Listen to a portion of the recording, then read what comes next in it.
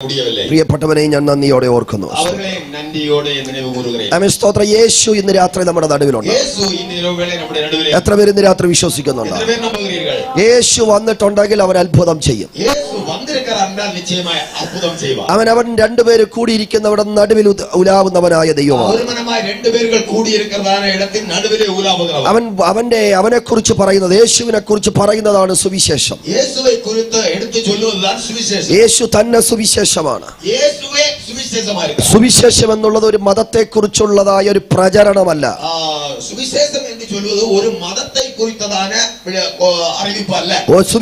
എന്നുള്ളത് ഒരു മതം മറ്റൊരു മതത്തിനെതിരെ പറയുന്ന കാര്യമല്ല.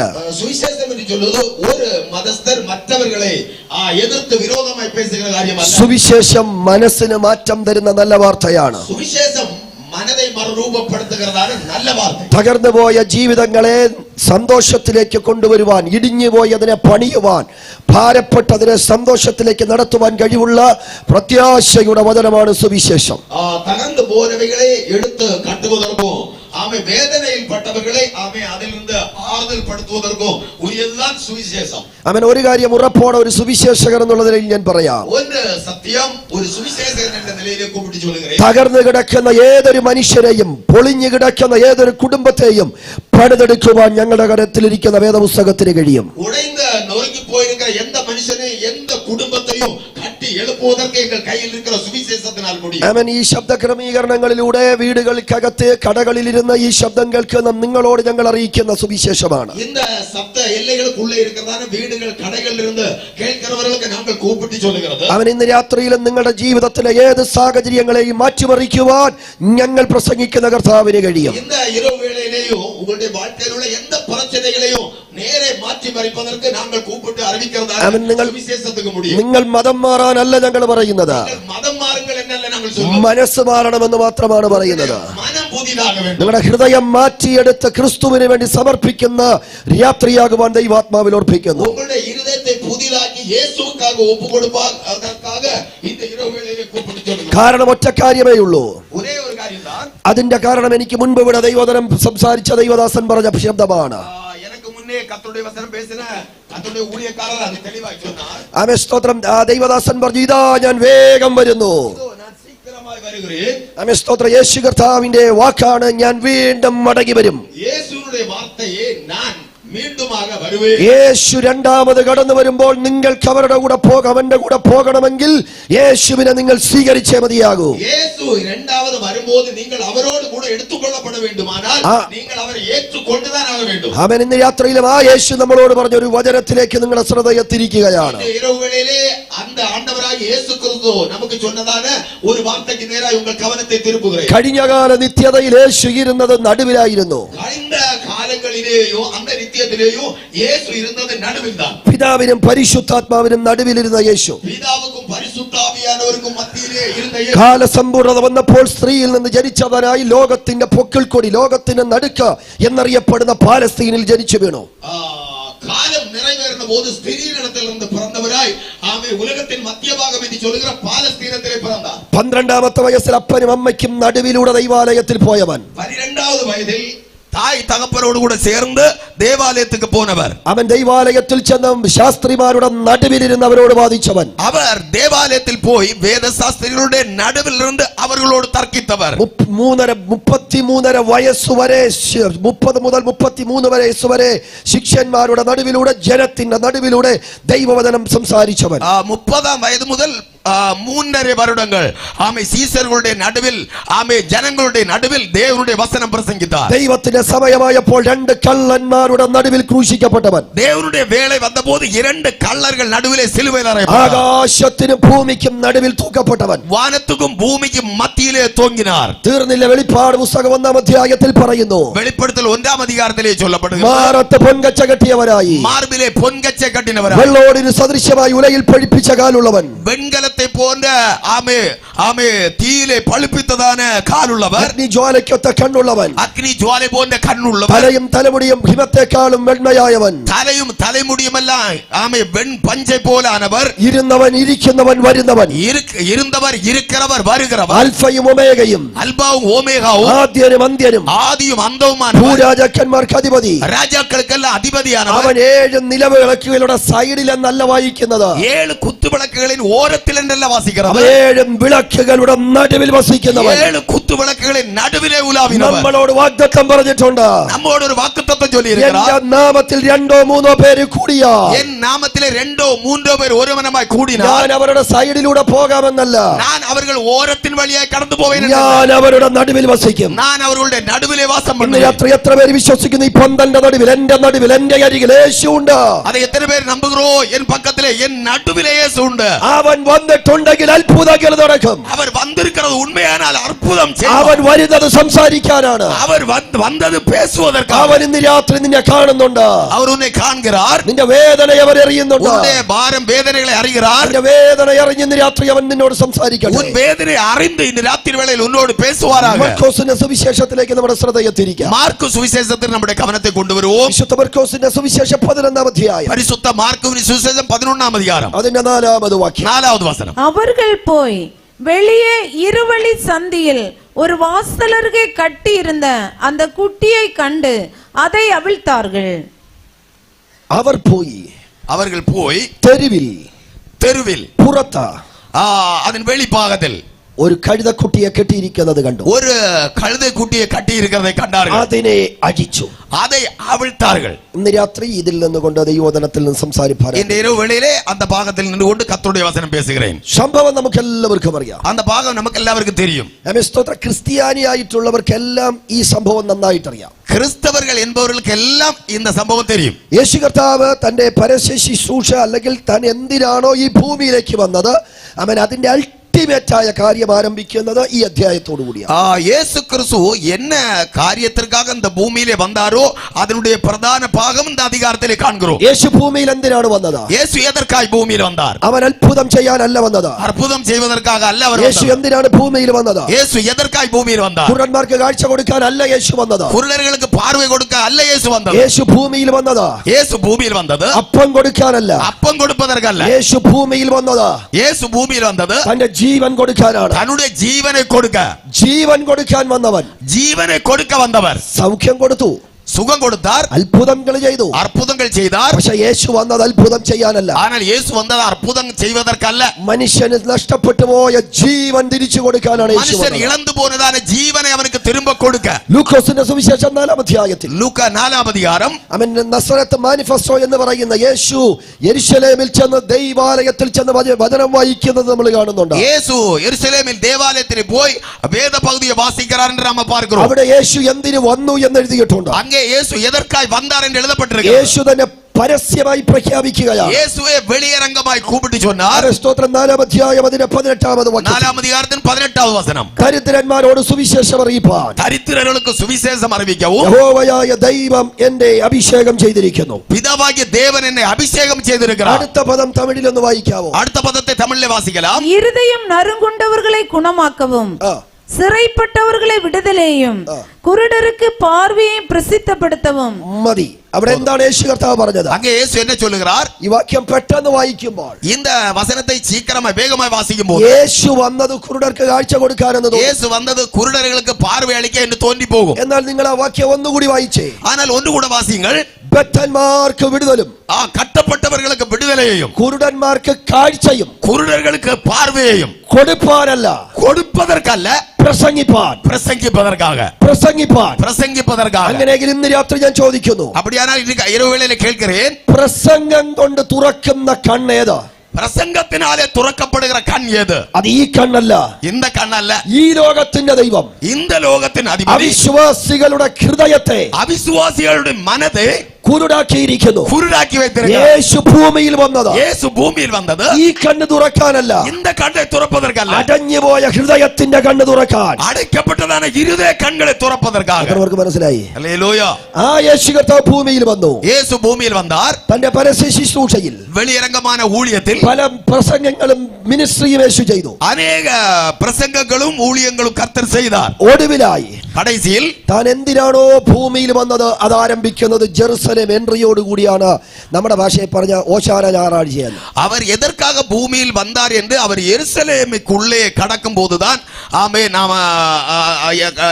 நாம் அறிய முடிகிறது. അത് ഈ അധ്യായം മുതലാണ് ആരംഭിക്കുന്നത്. அது இந்த அதிகாரம் முதல்ல ஆரம்பிக்கிறது. പിന്നെ അടുക്കും ചിട്ടയോടും കൂടി യേശുവിന്റെ ക്രൂശീകരണത്തിലേക്ക് നടന്നു പോവുകയാണ്. பிறகு அடுக்கடுக்காக இயேசுவின் சிலுவை மரணத்துக்கு நேராய் கடந்து போகிறது. അപ്പോൾ ഈ അധ്യായത്തിന് വളരെ പ്രാധാന്യമുണ്ട്. இந்த அதிகாரத்திற்கு மிகப்பெரிய முக்கியத்துவம் உண்டு. ഈ സന്ദേശത്തിലേക്ക് കടക്കുന്നതിനും മർക്കോസിനെ കുറിച്ച് ഒറ്റ വാക്ക് ഞാൻ പറയാം. இந்த பிரசங்கத்துக்குள்ளே கடப்பதற்கு முன்பாய் மார்க்கோவை பற்றி ஒரு வார்த்தை சொல்லுகிறேன். പുതിയ നിയമത്തിന്റെ ആദ്യത്തെ പുസ്തകം അല്ല മർക്കോസിന്റെ സുവിശേഷം. புதிய ஏற்பாட்டின் முதலாவது புத்தகம் அல்ல மார்க்கோவின் എന്നാൽ சுவிசேஷம். ആദ്യത്തെ സുവിശേഷമാണ് മർക്കോസിന്റെ സുവിശേഷം. ஆனால் முதலாவது சுவிசேஷம் மார்க்கோவினுடைய சுவிசேஷம். ഹല്ലേലൂയ. ஆமென். ആമേൻ. മർക്കോസ് ശിഷ്യന്മാരിൽ ഒരാളല്ല, மார்க் சீசர்களில் ஒரு ஆள் அல்ல. പക്ഷെ ദൈവം അദ്ദേഹത്തെ ഉപയോഗിച്ചു. ஆனால் தேவன் அவரை பயன்படுத்தினார். എന്ന് പറഞ്ഞാൽ ദൈവത്തിന് ഒരാളിനെ പ്രയോജനപ്പെടുത്തണമെങ്കിൽ தேவனுக்கு ஒரு ஆளை பயன்படுத்த வேண்டும் என்றால் 3.5 വർഷം കൂടെ നടന്ന ഒരാളിനെ അല്ല ദൈവം ഇവിടെ എഴുതാൻ ഉപയോഗിച്ചത്. 3.5 ஆண்டுகள் கூட நடந்த ஒரு ஆளை அல்ல கர்த்தர் பயன்படுத்தினார். മറിച്ച് ഒരു ചെറുപ്പക്കാരനായ ഒരു മനുഷ്യനെ ദൈവം എഴുതിനു വേണ്ടി എഴുന്നേൽപ്പിച്ചു. நல்ல இளப்பிராயக்காரனாகிய ஒருவனை தேவன் எழுப்பினார். അന്ന് രാത്രി ഞാൻ ഒരു ആത്മാവിൽ ഒരു സന്ദേശം കൈമാറാം. இந்த இரவுகளிலே ஆவியிலே ஒரு வார்த்தையை கூப்பிட்டு சொல்லுகிறேன். ദൈവത്തിന് നിങ്ങളെ പ്രയോജനപ്പെടുത്തണമെന്ന് പദ്ധതി ഉണ്ടെങ്കിൽ, பரலோகத்தின் தேவனுக்கு உங்களை உபயோகப்படுத்த வேண்டும் என்ற ஒரு திட்டம் இருந்தால், നിങ്ങളെ പ്രയോജനപ്പെടുത്തണമെന്നും നിങ്ങളെ കുറിച്ച് ദൈവത്തിലെ ഹൃദയത്തിൽ ഒരു തിട്ടമുണ്ടെങ്കിൽ, உங்களை பயன்படுத்த வேண்டும் என்று தேவனுடைய இருதயத்திலே அவருக்கு ஒரு தீர்மானம் இருக்குமானால், പിശാച് എത്ര വെല്ലുവിളിച്ചാലും നീ തകരാൻ ദൈവം അനുവദിക്കത്തില്ല. பிசாசு எத்தனை சவால் விட்டாலும் நீ அழித்து போக அவர் விட மாட்டார். നിന്നെ കുറിച്ച് ദൈവത്തിന്റെ തിരുഹൃദയത്തിലെ പദ്ധതി നിന്റെ ജീവിതത്തിൽ ദൈവം உன்னை ചെയ്തിരിക്കും. குறித்து தேவனாகிய கர்த்தருடைய இருதயத்தில் உள்ள திட்டம் தீர்மானத்தை உன்னிலே கர்த்தர் செயல்படுத்துவார். 4 സുവിശേഷങ്ങളിൽ ഒന്ന് 4 சுவிசேஷங்களில் ஒன்று, മർക്കോസേ നിന്നെ കൊണ്ട് എഴുതിപ്പിക്കണമെന്ന്. மார்க்குவே உன்னை கொண்டு நான் எழுத வேண்டும் என்று. നിത്യനായ ദൈവത്തിന്റെ നിത്യ പദ്ധതിയെങ്കിൽ, நித்தியதாகிய தேவனாய கர்த்தருடைய நித்தியமான தீர்மானம் അത് என்றால், നിന്നിലൂടെ തന്നെ ദൈവം ചെയ്തിരിക്കും. அது உன்னை கொண்டே செய்திருப்பார். അത് തടയാൻ ആർക്കും കഴിയത്തില്ല. அதை தடைப்படுத்த யாராலும் முடியாது. ഇന്ന് രാത്രി കൃപ പ്രാപിച്ച എത്ര ദൈവമക്കൾക്ക് സന്തോഷമുണ്ടോ? கருமை பெற்ற எத்தனை தேவ பிள்ளைகள் இதை கேட்கும்போது சந்தோஷம் എന്നെ உண்டு. കുറിച്ചുള്ള ദൈവ പദ്ധതി എന്നിൽ ഉണ്ടെങ്കിൽ, என்னை குறித்து தேவனுக்கு ஒரு திட்டம் உண்டானால் അതിനെ തകർക്കാൻ ഒരു പൈശാചിക ശക്തിക്കും കഴിയത്തില്ല. அதை அழித்து போட ஒரு பிசாசின் வல்லமையினாலும் முடியாது. നിങ്ങൾക്കറിയാം മർക്കോസ് സുവിശേഷം 5-ാം അധ്യായം. உங்களுக்கு தெரியும் மார்க்கு 5ஆம் அதிகாரம். അവിടെ ഒരു മനുഷ്യനെ നമ്മൾ കാണുന്നുണ്ട്. அங்கே ஒரு மனுஷனை பார்க்கிறோம். അവൻ ഭൂതം ബാധിച്ച ഒരു മനുഷ്യൻ. பூதம் பாதிக்கப்பட்டதான ஒரு மனுஷன். അവനെ കുറിച്ച് പറയുന്ന അവൻ കല്ലറകളിൽ പാർത്തു. அவன் கல்லறைகளிலே இருந்தான். അവനെ ചങ്ങലയിട്ടു. அவனை விலங்கு போட்டு ചങ്ങല അവൻ ഉരുമി പൊട്ടിച്ചു. அந்த சங்கலையை அவன் அப்படியே திரும்பி உடைத்து போட்டான். കല്ലെടുത്ത് ചതച്ചു എന്ന് വചനം പറയുന്നു. கல்லெடுத்து தன்னைத்தானே காயப்படுத்தினான் என்று வசனம் சொல்லுகிறது. പക്ഷെ ദൈവവചനം വായിക്കുന്ന ദൈവമക്കളെ, தேவ வசனம் வாசிக்கிற தேவ பிள்ளைகளே, അവൻ ഒരിടത്ത് പോലും ആശുപത്രി കിടന്നെന്ന് വായിച്ചിട്ടില്ല. அவனை ஒரு இடத்தில் கூட ஆஸ்பத்திரியில இருந்தான் என்று நாம் பார்க்க முடியாது. എന്നാൽ നിങ്ങൾ അതേ അധ്യായത്തിൽ വായിച്ചു നോക്കുമ്പോൾ, ஆனால் അതே அதிகாரம் வாசித்து பார்க்கும்போது ഇവനിൽ എത്ര ഭൂതം ഇരിക്കുക? இவனில் எத்தனை பிசாசுகள் இருக்கிறது? 6000 ഭൂതം. 6000 ആവികൾ. പിശാചുക്കളല്ല യേശുവിന്റെ അടുക്കൽ വന്നു. பிசாசுகள் எல்லாம் இயேசுவின் பக்கத்திலே வந்தது. എന്നിട്ട് പറയുകയാണ്, சொல்லுகிறது, ഞങ്ങളെ ആ പന്നിയിലോട്ടൊന്ന് കേട്ടണം. எங்களை அந்த பன்றி கூட்டத்துக்குள்ளே அனுப்பும். യേശു പൊയ്ക്കോളാൻ പറഞ്ഞു. இயேசு போக சொன்னார். പിശാചിന് ആണെങ്കിൽ അവർക്ക് ഐക്യത ഉണ്ടായിരുന്നു. பிசாசுகளுக்கு நல்ல ஒற்றுமை. 6000 ഭൂതം, 6000 பிசாசுகள் ഒരുത്തന്റെ ദേഹത്ത്, ஒருத்தருடைய சரீரத்தில் എന്ത് ഐക്യതയും പ്ലാനിങ്ങോട് കൂടിയാ ഇത്രയും നാളിരുന്നേ. எவ்வளவு ஐக்கியமாக திட்டமாக அவனோடு கூட இருந்தது. നമ്മൾ 6 പേര് 6 ദിവസമായാൽ 6 ഇടത്താവും. நாமெങ്കിലും 6 பேர் 6 நாட்களானால் 6 இடத்திருப்போம். പിശാചിന്റെ ഐക്യതയെങ്കിലും കണ്ടുപിടിക്കണം. பிசாசுடைய ஐக்கியத்தை கண்டு படிக்க வேண்டும். പുള്ളി ഇന്നും നമ്മൾ എത്രത്തോളം നമ്മൾ പുള്ളിയെ ശാസിച്ചു. നമ്മൾ எவ்வளவு தூரம் அவனை கடிந்து கொள்கிறோம். എല്ലാ മീറ്റിംഗിലും നമ്മൾ പുള്ളിയെ ശാസിക്കുന്നില്ലേ? എല്ലാ ആരാധനകളിൽ നാം അവനെ കടിந்து കൊള്ളുகிறோம் அல்லவா? എന്നിട്ട് നാണമില്ലാതെ പിന്നെയും പുള്ളി കയറി വരുന്നില്ലേ? ஆனால் வெட்கமில்லாமல் மறுபடி ஏறி வருகிறானே. അത്ര എന്ന് പറഞ്ഞ പുള്ളി ഏറ്റെടുത്താൽ ഏറ്റതാ. അവൻ ഏറ്റുകൊണ്ടാൽ ഏറ്റതാണ്. കാരണം പുള്ളിയെ ലൂസിഫറിന് ഒരു വാക്ക് കൊടുത്തിട്ടുണ്ട്. ആ ഒരു ലൂസിഫറിന്റെ ഒരു വാർത്ത കൊടുത്തിട്ടുണ്ട്, ഞാൻ കുറച്ചു പേരെ നിന്റെ അടുക്ക് കൊണ്ടുവരാം എന്ന് പറഞ്ഞാൽ നരകത്തിന് വേണ്ടി ഞാൻ കുറച്ച് പേരെ പിടിക്കും, നരകത്തുക്കാക കുഞ്ഞു പേരെ കൂട്ടിച്ചേർപ്പേൻ. ഈ ഒരു എന്താ പറയാ, ഈ ഒരു ഉറപ്പോട് കൂടിയാ പുള്ളി ഫൈറ്റ് ചെയ്യുന്നത്. இந்த ஒரு தைரியத்தோடு கூட தான் அவன் யுத்தம் பண்ணுகிறான். ആ ഒരു തീരുമാനം പുള്ളിക്കുണ്ട്, அப்படி ஒரு உறுதி அவனுக்கு உண்டு. അതുകൊണ്ട് നമ്മൾ ഇനി എത്ര ശാസിച്ചാലും പുള്ളി പോകുകയില്ല. ஆகையால் நாம் எவ்வளவு கடிந்து கொண்டாலும் அவன் போக மாட்டான். നമ്മളോട് 2 പ്രാവശ്യം യോഗത്തിന് വരണമെന്ന് പറഞ്ഞാൽ നമ്മൾ വരികയില്ല. നമ്മോട് 2 തടവ ആരാധനയ്ക്ക് വര വേണ്ടാം എന്ന് നാം വര മാട്ടോം. അല്ല, വരണ്ടെന്ന് പറയണ്ട, അല്ലെങ്കിലും വരത്തില്ലല്ലോ. വര വേണ്ടാം എന്ന് ചൊല്ലവേ വേണ്ട, അല്ലാമൽ റെഡി ആയിരിക്കുമല്ലോ. പലരും ഞായറാഴ്ച രാവിലെ എന്റെ ഭാഷയെ പറഞ്ഞാൽ കൈയൊക്കെ ഞെക്കി നോക്കും. പലരും ഞായറ്റുകിഴമ കാലം എന്നുടെ അഭിപ്രായത്തിൻപടി ചൊന്നാൽ കൈകളെ വേദന ഇല്ലെങ്കിലും ഒന്ന് പിതുക്കി പാപ്പാറുകൾ. എവിടെയും ചെറിയൊരു വേദന ഉണ്ടോ നോക്കും, എങ്കയാவது சின்ன ஒரு வேதனை இருக்கிறதா നോക്കി വന്നപ്പോ ഇവിടെ എങ്ങാണ്ടും പണ്ടെങ്ങാണ്ട് വന്ന ഒരു കുരുവിന്റെ ചെറിയൊരു വേദന. பார்த்து വന്നപ്പോൾ ഒരു വെപ്പ് പോലെ എന്ന ഇടത്തിലെ വന്ന ഒരു ചിന്ന വേദന, ഉള്ളിലൊരു ആശ്വാസം, ഉള്ളിൽ ഒരു ആറുതൽ. യോഗം മുടക്കാൻ ഒരു കാര്യം കിട്ടിയ ഇന്നയെ ആരാധനയ്ക്ക് പോകാൻ ഒരു കാര്യം കിടത്തത്. കാരണം യോഗം കഴിയുമ്പോ പാസ്റ്റർ വിളിക്കും, ആരാധന മുടിയും പോത് പാസ്റ്റർ കൂപ്പിടുവാൻ, എന്നാ സഹോദരി കണ്ടില്ലല്ലോ, സഹോദരി ഞാൻ വരല. അപ്പൊ കള്ളം പറയാൻ പറ്റത്തില്ലല്ലോ, കള്ളം ചൊല്ല മുടിയാതല്ലവാ, നമ്മൾ വിശ്വാസികളാണല്ലോ, വിശ്വാസികളല്ലവാ. അത് പാസ്റ്ററോട് പറയാൻ വേണ്ടി ഒരു ഗുരു നമ്മൾ കണ്ടുവച്ചിരിക്കും. അത് പാസ്റ്ററോട് ചൊല്ലുവதற்கு ഒരു കുരുവെ കണ്ടുവച്ചിരിக்கிறோம். അങ്ങനെ യോഗം മുടക്കുന്നവർ ഇവിടെ ഉണ്ട്, അപ്പടിപ്പെട്ടവരും ഇങ്ങ ഉണ്ട്. ആരാധനയെ മുടക്കുന്നവർ നിങ്ങളുടെ മുഖം കാണുമ്പോൾ എനിക്കറിയാം, നിങ്ങളോട് നിങ്ങളുടെ മുഖം കാണുമ്പോൾ എനിക്ക് തെരിയും. എന്നാൽ യഹൂദന്മാർ അങ്ങ് പറഞ്ഞ കൂട്ടത്തിൽ അതുകൂടെ അങ്ങ് പറയാം, യഹൂദന്മാർ അങ്ങനെ അല്ലായിരുന്നു. ஆனால் யூதர்கள் அப்படிப்பட்டவர்கள் മൂക്കിൽ ശ്വാസം ഉണ്ടെങ്കിൽ അവർ ദൈവാലയത്തിൽ പോകും. അവരുടെ നാസിയിലെ ശ്വാസം ഉണ്ടാനാൽ അവൻ പരിശുദ്ധ സമൂഹത്തിൽ പോവാൻ. അത്രത്തോളം അവർക്ക് ദൈവ സാന്നിധ്യത്തോട് ആഗ്രഹം ഉണ്ടായിരുന്നു. അവളവ് ദേവരുടെ മഹിമയോട് അവർക്ക് വിരുപ്പം ഉണ്ടായിരുന്നു. എന്റെ വിഷയം അതല്ല, ഒരു ചോക്ലേറ്റ് താഴെ കിടന്നാൽ, ഒരു ചോക്ലേറ്റ് കീഴെ കിടന്നാൽ അതിന്റെ മുകളിൽ പോലും 6000 ഉറുമ്പ് കാണുകയില്ല. അതുക്ക് മേലെ കൂടെ 6000 എറുമ്പ് കൂട്ടം കാണാതെ. എന്നാൽ അങ്ങനെ 6000 ഭൂതം ഒരുത്തനെ തരിക്കുക. ஆனால் 6000 പിശാചുകൾ ഒരുവനെ പോട്ട് അരിക്കുന്നത്. ഈ 6000 എണ്ണം 2000 പന്നിയിൽ കയറി, 6000 എണ്ണമും ചേർന്ന് 2000 പന്നികൾക്കുൾ പോകുന്നത്. അപ്പൊ ഒരു പന്നിയിൽ എത്ര എണ്ണം വെച്ച് കയറി? അപ്പൊ ഒരു പന്നിക്കുള്ള എത്ര വീതം ഏറുന്നത്? 3 ഭൂതം ഒരു പന്നി കയറി. 3 പിശാചുകൾ ഒരു പന്നിക്കുള്ള ഏറുന്നത്. ഒരു പന്നിയിൽ 3 എണ്ണം കയറിയപ്പോൾ പന്നി ജീവിച്ചോ ചത്തോ? ഒരു പന്നിക്കുള്ള 3 എണ്ണം ഏറുന്ന പോത് പന്നി വാഴ്ന്നിരുന്നതാ ചെത്തുപോനതാ? അപ്പൊ ഒരു പന്നിയെ കൊല്ലാൻ എത്ര ഭൂതം വിചാരിച്ചാൽ മതി? അപ്പൊ ഒരു പന്നിയെ കൊല്ലുവதற்கு എത്ര ഭൂതങ്ങൾ നിனைத்தாൽ പോതും? പന്നിക്കാണോ ബലം, മനുഷ്യനാണോ ബലം? പന്നിക്ക് ശക്തിയാ, മനുഷ്യനുക്ക് ബലമയാ? പന്നിക്കാണ് നമ്മളെക്കാളും പവർ. പന്നിക്ക് താൻ നമ്മളെയുടെ വല്ലമൈ. ഒരു കാട്ടുപന്നിയുടെ അടുക്കലോട്ട് നിങ്ങൾ വണ്ടി ഓടിച്ചു പോയാൽ മതി, നിങ്ങൾക്ക് പെട്ടെന്ന് മനസ്സിലാവും. ഒരു കാട്ടുപന്നിയുടെ പക്കത്തിൽ കൂടെ നിങ്ങൾ വാഹനം ഓട്ടി പോന്നാൽ പോതും നിങ്ങൾ സീക്കിരത്തിൽ പോരും. ഇത്രയും പവറുള്ള പന്നിയെ കൊല്ലാൻ, അവളവ് ബലമുള്ളതാക പന്നിയെ കൊല്ല 3 ഭൂതം വിചാരിച്ചപ്പോ പറ്റി. 3 പിശാചുകൾ നിனைத்த പോത് മുടിയുന്നത്. അങ്ങനെയുള്ള 6000 എണ്ണം ഇവന്റെ ഇരുന്നിട്ട് ഇവൻ ഒരിക്കൽ പോലും ആശുപത്രി കിടന്നില്ല. അപ്പടിപ്പെട്ട 6000 എണ്ണം ഇവനുക്കുള്ളേ ഇരുന്നിട്ടും അവൻ ഒരു നാൾ കൂടെ ആശുപത്രിയിൽ പടുക്കവില്ല. കാര്യം എന്താ? കാരണം എന്നാ? ഇവന്റെ മേൽ ദൈവത്തിന് ഒരു പദ്ധതി ഉണ്ട്. ഇവനെ കുറിച്ച് ദേവനുക്ക് ഒരു തീരുമാനമുണ്ട്. നിന്നെ കുറിച്ച് ദൈവത്തിന് ഒരു പദ്ധതി ഉണ്ടെങ്കിൽ ഉന്നെ കുറിച്ച് ദേവനുക്ക് ഒരു തീരുമാനമുണ്ട്. 6 അല്ല 60000 എണ്ണം പിശാചുക്കൾ നിനക്കെതിരെ എഴുന്നേറ്റാലും, 6000 അല്ല 60000 പിശാചും കൂട്ടം ഉനക്ക് വിരോധമായി എഴുമ്പിനാലും തകർക്കാൻ കഴിയത്തില്ല. ഉന്നെ അളിക്ക മുടിയാതെ. കാരണം നിന്റെ മേലൊരു മഹത്വം ദൈവത്തിനുണ്ട്. കാരണം ഉന്നെ കുറിച്ച് ദേവനായ കർത്താവിന് ഒരു തിട്ടമും ഒരു പെരിയ മഹിമയും ഉണ്ട്. കൃപ പ്രാപിച്ച ദൈവമക്കൾ ഉലകത്തിന് ആത്മാവിൽ പറ. കൃപ പെറ്റ കർത്താവിന്റെ പിള്ളകൾ ഇതിർക്കുള്ളേ ഇരുന്ന് ആവിയിലെ ചൊല്ലുങ്ങൾ. എന്നെ കുറിച്ചുള്ള ദൈവിക പദ്ധതി എന്റെ മേൽ ദൈവം വെളിപ്പെടുത്തും. എന്നെ കുറിച്ചതാണ് ദേവനുടെ തിട്ടത്തെ എന്നിലെ അവർ നിറവേറ്റുവാൻ. മർക്കോസിന്റെ മേൽ ദൈവത്തിന് ഒരു പദ്ധതി ഉണ്ട്, അത് അവനിൽ വെളിപ്പെട്ടു. മാർക്കോയെ കുറിച്ച് കർത്താവിന് ഒരു തിട്ടമുണ്ടായിരുന്നത്, അത് അവനിൽ വെളിപ്പെട്ടത്. വേഗത്തിൽ മർക്കോസ് തന്റെ സുവിശേഷം എഴുതുന്നു. ശീഘ്രമായി മാർക്കോ എന്റെ സുവിശേഷത്തെ എഴുതുகிறார். അവൻ പെട്ടെന്നൊരു വാക്യം 40 പ്രാവശ്യം നിങ്ങൾക്ക് ഈ സുവിശേഷത്തിൽ കാണാം. പെട്ടെന്ന് ശീഘ്രം എന്നതാണ് ഒരു വാർത്തയെ இந்த സുവിശേഷത്തിലെ 40 തടവേ പാർக்கலாம். പെട്ടെന്ന് ശീഘ്രം വേഗത്തിൽ അവൻ ചെയ്തു. ശീഘ്രത്തിൽ അവൻ ചെയ്താർ. 40-ലധികം പ്രാവശ്യം നിങ്ങൾക്ക് കാണാം. 40-ലധികം തടവേ നിങ്ങൾക്ക് കാണലാം. കാര്യം എന്നാണെന്നറിയാമോ? കാരണം മർക്കോസ് യേശുവിനെ ദാസനായി ചിത്രീകരിക്കുക. മാർക്കോ യേശുവെ ഒരു ദാസനാക അടിമയാക കാണിപ്പിക്கிறார். ദാസന്റെ പ്രത്യേകത എന്താ? അടിമയുടെ വിശേഷം എന്നാ? യജമാനൻ ജോലിക്ക് പോയി, യജമാനൻ വേലയ്ക്ക് പോനാർ തിരിച്ചു വരുന്നതിന് മുൻപ്, തിരുമ്പ വരുവதற்கு മുൻപ് അവന്റെ ഡൈനിങ് ടേബിളിൽ എല്ലാം അവന് കഴിക്കാനുള്ളത് ഒരുക്കി വെക്കണം. അവരുടെ ഡൈനിങ് ടേബിളിലെ അവർക്ക് വേണ്ടിയതെല്ലാം ആയത്തമാക്കി വെക്ക വേണ്ടും.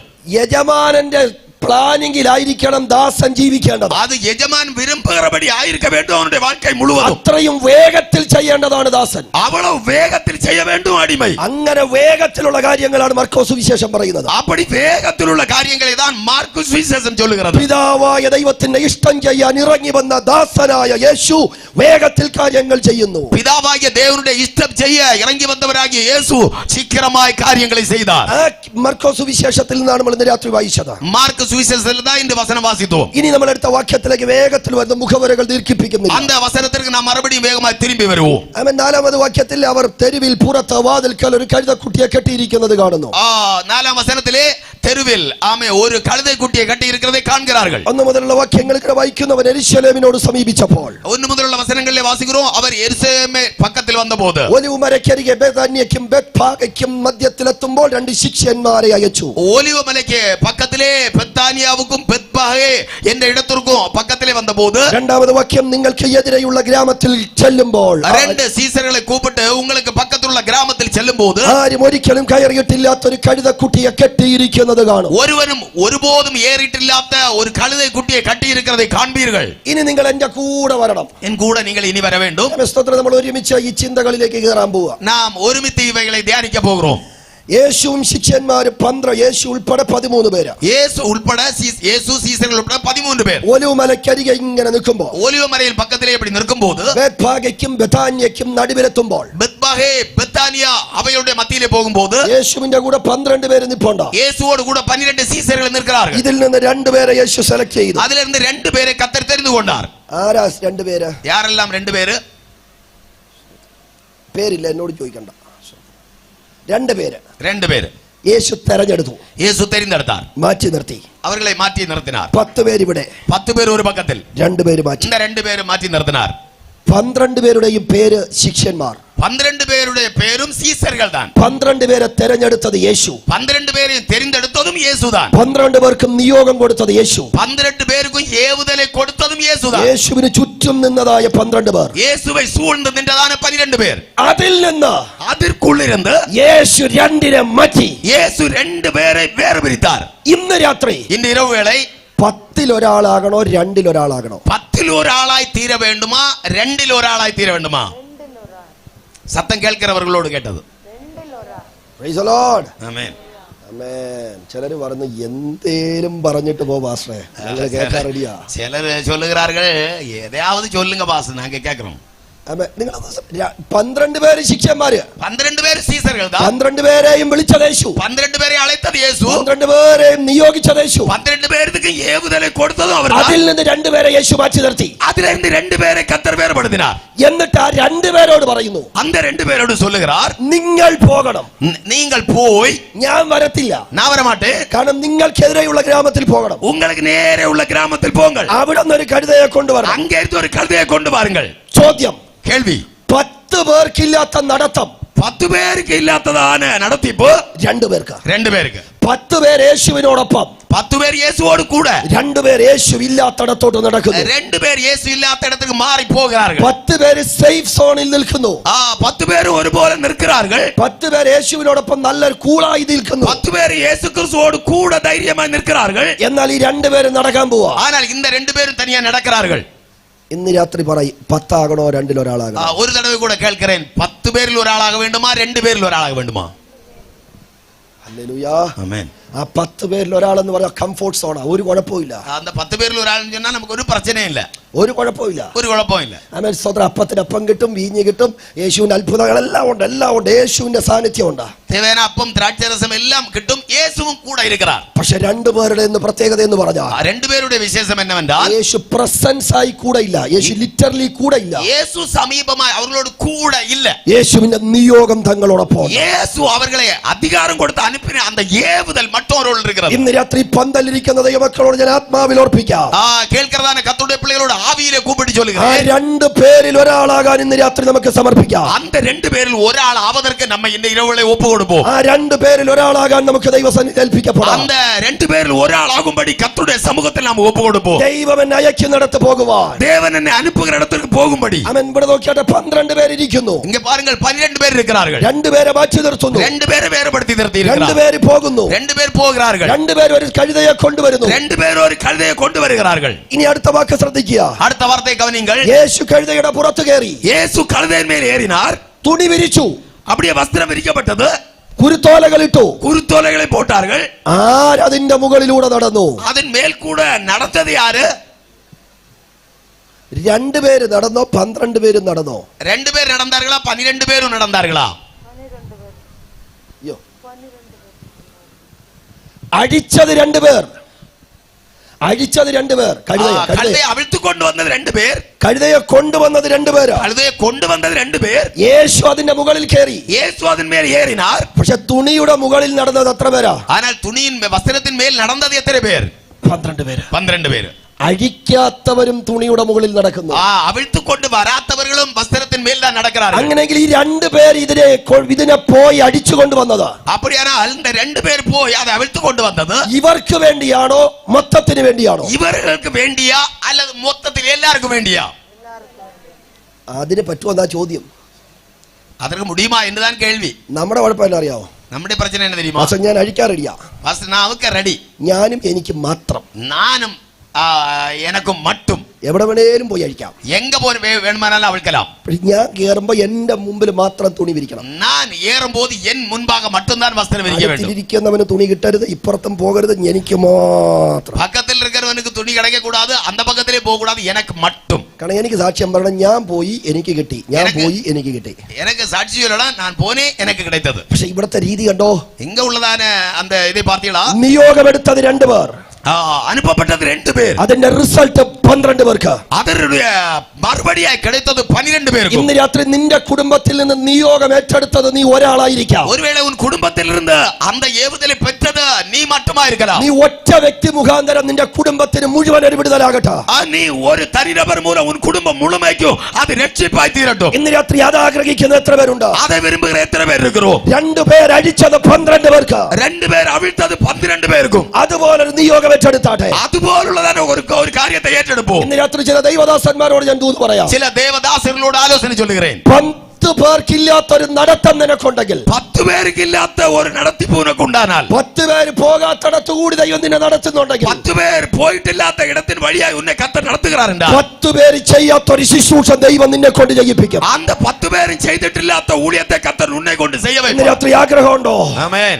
അവൻ ചില സേഫ് സോണുകളിൽ നിന്ന് ദൈവം നിങ്ങളെ അവൻ നടക്കാൻ അനുവദിച്ചിട്ടുണ്ടെങ്കിൽ സ്തോത്രം ചെയ്യാ, ദൈവത്തിന്റെ ഒരു മഹത്വം വെളിപ്പെടും. ദൈവസിദ്ധமான இடங்களிலே தேவன் உன்னை நடக்க பண்ணுகிறார்னு சந்தோஷப்படு, அவருடைய சித்தம் உன்னில் வெளிப்படும். ഹല്ലേലൂയ, ആമേൻ, ഹല്ലേലൂയ, ഹല്ലേലൂയ. അവൻ സ്തോത്രം. യേശു ഇവിടെ 2 ശിഷ്യന്മാരെ അയക്കുന്നു. യേശു ഇங்கே 2 സീസറുകളെ അനുപ്പുகிறார். ഇനി നിങ്ങൾ എന്റെ കൂടെ വരണം. ഇനി എൻ കൂടെ വര வேண்டும். നിങ്ങൾ എതിരെയുള്ള ഗ്രാമത്തിൽ ചെല്ലാൻ പറയുന്നു. എതിരെയുള്ള ഗ്രാമത്തിൽ പോകണം എന്ന് ചൊല്ലുகிறார். അവിടെ യേശു ഉണ്ടോ? അങ്ങ് യേശു ഉണ്ടോ? ഇല്ല. ഇല്ല. പോകുക. പോങ്ങൾ. പോകുമ്പോൾ ഒരു കഴുതയെ അല്ലെങ്കിൽ കഴുതയെ കാണും. ഒരു കഴുതയെ കട്ടിയിരുപ്പதை കാൺവീர்கள். അതിനെ ഇങ്ങ് കൊണ്ടുവാ, அதை கொண்டு வாருங்கள் എന്നാണോ പറഞ്ഞത്? அப்படியா சொன்னார். ഓക്കെ. ഇവര് പോയി. ഇവர்கள் പോനാர்கள். അവിടെ എത്ര കഴുതയുണ്ട്? അങ്ങ് എത്ര കഴുത നിന്നത്? എല്ലാം കഴുതകളാ. മൊത്തം കഴുതകൾ தான். മുഴുവൻ കഴുതകൾ നിൽക്കുക. മുഴുവതും കഴുതകളാണ് നിൽക്കുന്നത്. പോയി ഒരു കഴുതയെ കൊണ്ടുവരാൻ പറഞ്ഞാൽ, പോയി ഒരു കഴുതയെ കൊണ്ടുവരാൻ சொன்னார். ഇവര് പോകുന്നു. ഇവர்கள் പോകുகிறார்கள். ഇവരുടെ മനസ്സിൽ യേശുവിന്റെ പൊക്കോ മണ്ണോ ഒക്കെ അറിയാം. ഇവരുടെ മനതിൽ യേശുവിന്റെ அந்த ഉയരം அந்த பருமன் எல்லாம் இவர்கள் ஞாபகம் இருக்கிறது. തൂക്കി നോക്കിയില്ലെങ്കിൽ ഒരാളിനെ കാണുമ്പോൾ എത്ര കിലോ വരുമെന്ന് അറിയാലോ. എടை போட்டு பார்க்காவிட்டாலும் ഒരാളെ பார்க்கும்போது എത്ര കിലോ இருக்கும் എന്ന് தெரியுമല്ലോ. അപ്പോ യേശുവിന് ഒരു 90 കിലോ ഉണ്ടെന്ന് അങ്ങ് വിചാരിക്കാം.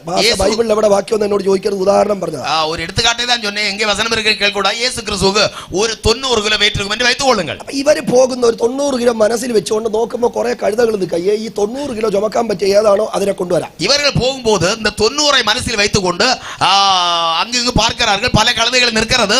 இதுல ஏதை இயேசுவுக்காக கொண்டு வரலாம். അങ്ങനെയല്ല യേശു പറഞ്ഞേ. அப்படியல்ல இயேசு சொன்னது. നിങ്ങൾ പോയി ഒരു കഴുതയെ കൊണ്ടുവരിക എന്ന് പറഞ്ഞാൽ അങ്ങനെ ചെയ്യാമായിരുന്നു. நீங்கள் போய் ஒரு கழுதையை கொண்டு வாருங்கள் என்று சொல்லி இருந்தால் அப்படி செய்யலாமா இருந்தது. യേശു എന്താ പറഞ്ഞേ? യേശു என்ன சொன்னார்? നിങ്ങൾക്കെതിരെയുള്ള ഗ്രാമത്തിൽ ചെല്ലുക. உங்களுக்கு எதிரே உள்ள கிராமத்தில் போங்கள். யாரும் ഒരിക്കലും ஒருபோதும் ஏறியிട്ടിல்லாത്ത കഴുതയെ. ஒரு കഴുதை. അതെങ്ങനെ അറിയാൻ പറ്റും? அதை எப்படி புரிந்து கொள்ள முடியும்? യേശു കൂടെ ഉണ്ടായിരുന്നെങ്കിൽ, യേശു കൂടെ വന്നിരുந்தார் என்றால் ചോദിക്കായിരുന്നു, கேட்கலாமா இருந்தது. അപ്പൊ നീ ഉദ്ദേശിച്ച ഈ പുള്ളിയാണോ? കർത്താവേ, നീർ നിனைத்தது இந்த ஆளா? ഈ കഴുതയാണോ? இந்த கழுதையா? യേശു ചോദിക്കാൻ യേശു കൂടെ ഇല്ല. இயேசு கேட்பதற்கு இயேசு கூட இல்ல. കഴുതയോട് ചോദിക്കാൻ പറ്റുമോ? கழுதையோடு கேட்க முடியுமா? നിന്നെ ആരെങ്കിലും വാഹനമാക്കി ഉപയോഗിച്ചിട്ടുണ്ടോ? உன்னை யாராவது வாகனமாக்கி பயன்படுத்தி இருக்கிறார்களா என்று. അപ്പൊ പിന്നെ ഇവർക്ക് എങ്ങനെ അറിയാം? அல்லாவிட்டால் அவர்களுக்கு எப்படி தெரியும்?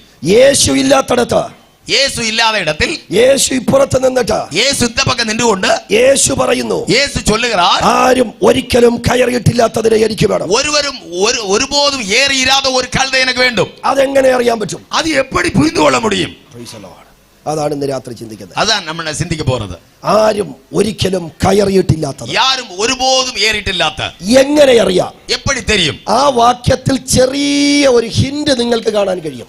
அந்த வசனத்திலே ஒரு சின்ன அடையாளம் உங்களுக்கு பார்க்க முடியும். നിങ്ങൾക്കെതിരെയുള്ള ഗ്രാമത്തിൽ ചെല്ലുമ്പോൾ, உங்களுக்கு നേരെ ഉള്ള ഗ്രാമത്തിൽ പോകുമ്പോൾ, ആരും ഒരിക്കലും കയറിയിട്ടില്ലാത്ത കഴുതയെ, யாரும் ஒருபோதும் ஏறிட்டில்லாத கழுதையை, അടുത്ത വാക്ക, കെട്ടിയിരിക്കുന്നത് കാണും. கட்டியிருப்பதை பார்ப்பீர்கள். അങ്ങനെയെങ്കിൽ ആരും ഒരിക്കലും കയറിയിട്ടില്ലാത്തതിനെ എന്ത് ചെയ്തിരിക്കുമെന്നാ യേശു പറഞ്ഞേ? அப்படியானால் ஒருபோதும் ஏறிட்டில்லாத ஒரு கழுதை என்று இயேசு சொன்னது எப்படி புரிந்து கொள்வது?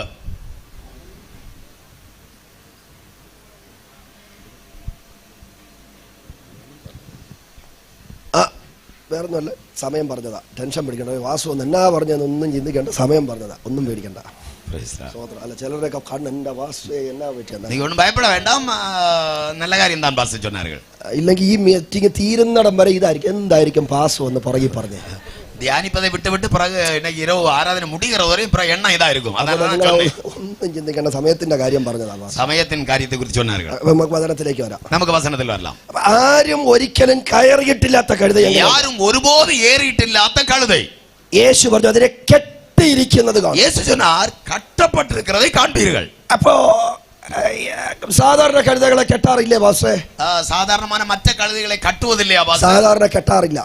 സാധാരണമായ കഴുതകളെ കട്ടുവതില്ലേ? കഴുത്തിൽ ഇങ്ങനെ ഒരു വട്ടക്കയറൊക്കെ ഇട്ടിട്ട് അതിനെ ഫ്രീ ആക്കി വിടുക. കഴുത്തിൽ ഒരു വട്ടക്കയറിട്ട് അതെ അപ്പടിയെ സ്വതന്ത്രമായി വിടുവാர்கள். അങ്ങനെയെങ്കിൽ യേശു എന്താ പറഞ്ഞേ? அப்படியானால் இயேசு என்ன சொன்னார்? നിങ്ങൾക്കെതിരെയുള്ള ഗ്രാമത്തിൽ ചെല്ലുക, உங்களுக்கு நேரே உள்ள கிராமத்தில் போங்கள், ഒരുപാട് കഴുതകളെ കാണാം, അനേക കഴുതകളെ பார்க்கலாம், വാഹന മൃഗമാക്കി ഉപയോഗിക്കുന്ന ഒത്തിരി പേരെ കാണാം, വാഹന മൃഗമായി பயன்படுத்துகிற അനേകം കഴുതകളെ பார்க்கலாம், ഫ്രീ ആയി നടക്കുന്ന ഒത്തിരി കഴുതകളെ കാണാം, സ്വതന്ത്രമായി നടക്കുന്ന അനേക കഴുതകളെ பார்க்கலாம். അങ്ങനത്തെ കഴുതകളുടെ ഇടയിൽ, அந்த കഴുതകളുടെ മധ്യയിലെ ഒരു കെട്ടുമായി ഒന്നിനെ കാണാം. കട്ടപ്പെട്ടിരിക്കുന്ന ഒന്നിനെ നിങ്ങൾ பார்ப்பீர்கள். അതിനെ അഴിക്കണം, അതെനിക്ക് വേണം. அதை அவிழ்த்து கொண்டு வாருங்கள், அது எனக்கு வேண்டும். ഇന്ന് രാത്രി എന്താ സഭയുടെ നിയോഗം? ആ സഭയിൻ ഏവുതൽ എന്ന് അഴിച്ചതിനെ അഴിക്കുകയല്ല സഭയുടെ നിയോഗം.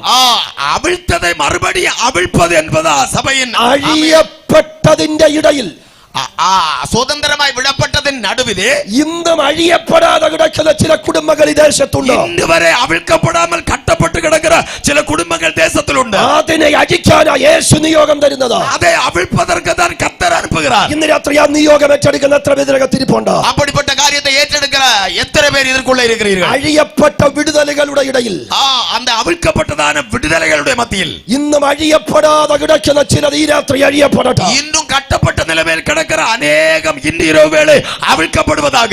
ഈ രാത്രി നിയോഗം ഏറ്റെടുക്കാൻ എത്ര പേർ ആഗ്രഹിക്കുന്നുണ്ട്? அந்த ஆலோசனை ஏற்றெடுக்க எத்தனை பேருக்கு விருப்பமுണ്ട്? ഹല്ലേലൂയ. ഞാൻ നിങ്ങളോട് ചോദിക്കാൻ ഒരു ഉദാഹരണം പറയാം. ஒரு உதாரணம் சொல்லுகிறேன். നിങ്ങൾക്കൊരു 10 വാഗ്ദത്തം ദൈവം തന്നു. உங்களுக்கு ஒரு 10 வாக்குத்தத்தம் தேவன் தந்தார் என்று வைத்துக் கொள்ளுங்கள். 5 എണ്ണം കിട്ടിയാൽ ഹാപ്പി അല്ലേ? 5 എണ്ണം கிடைத்தாൽ സന്തോഷം தானே? 7 എണ്ണമൊക്കെ കിട്ടിയാൽ പിന്നെ ഈ ദേശത്ത് പിടിച്ചാൽ കിട്ടുകയല്ലോ നമ്മളെ. 7 എണ്ണം கிடைத்தതിന്റെ പിന്നെ നമ്മ പിടി கிடைக்காது. 8 എണ്ണമൊക്കെ ആയി കഴിഞ്ഞാൽ സഭയിൽ നമ്മൾ എല്ലാ കസേരയെക്കാളും 2 അടി പൊക്കമുള്ള കസേര വേണമെങ്കിൽ കൊണ്ടുവരും. 8 എണ്ണം கிடைத்தതിന്റെ പിന്നെ നമ്മ സഭയിൽ മിക ഉയരமான இடത്തിൽ ഇരുപ്പோம். നമ്മൾ വേറെ പുള്ളിയായി, പിന്നെ നമ്മ വേറെ ആളാണോ? എന്നാൽ എന്റെ ചോദ്യം എന്നാന്നറിയാവോ? എന്നോട് കേൾവി എന്നാ தெரியுமா? ദൈവം 10 വാഗ്ദത്തം തന്നു. ആണ്ടവർ 10 വാഗ്ദത്തം തന്നാർ. 8 എണ്ണം നിറവേറി. 8 എണ്ണം നിറവേറുന്നത് അതിന് സ്തോത്രം. അതുക്ക് സ്തോത്രം. ബാക്കി 2 ബാക്കി 2 അതിനെപ്പറ്റി വല്ലതും ചിന്തിക്കുന്നുണ്ടോ? അതേപ്പറ്റി എപ്പോ ഏതാവത് ചിന്തിக்கிறீர்களா?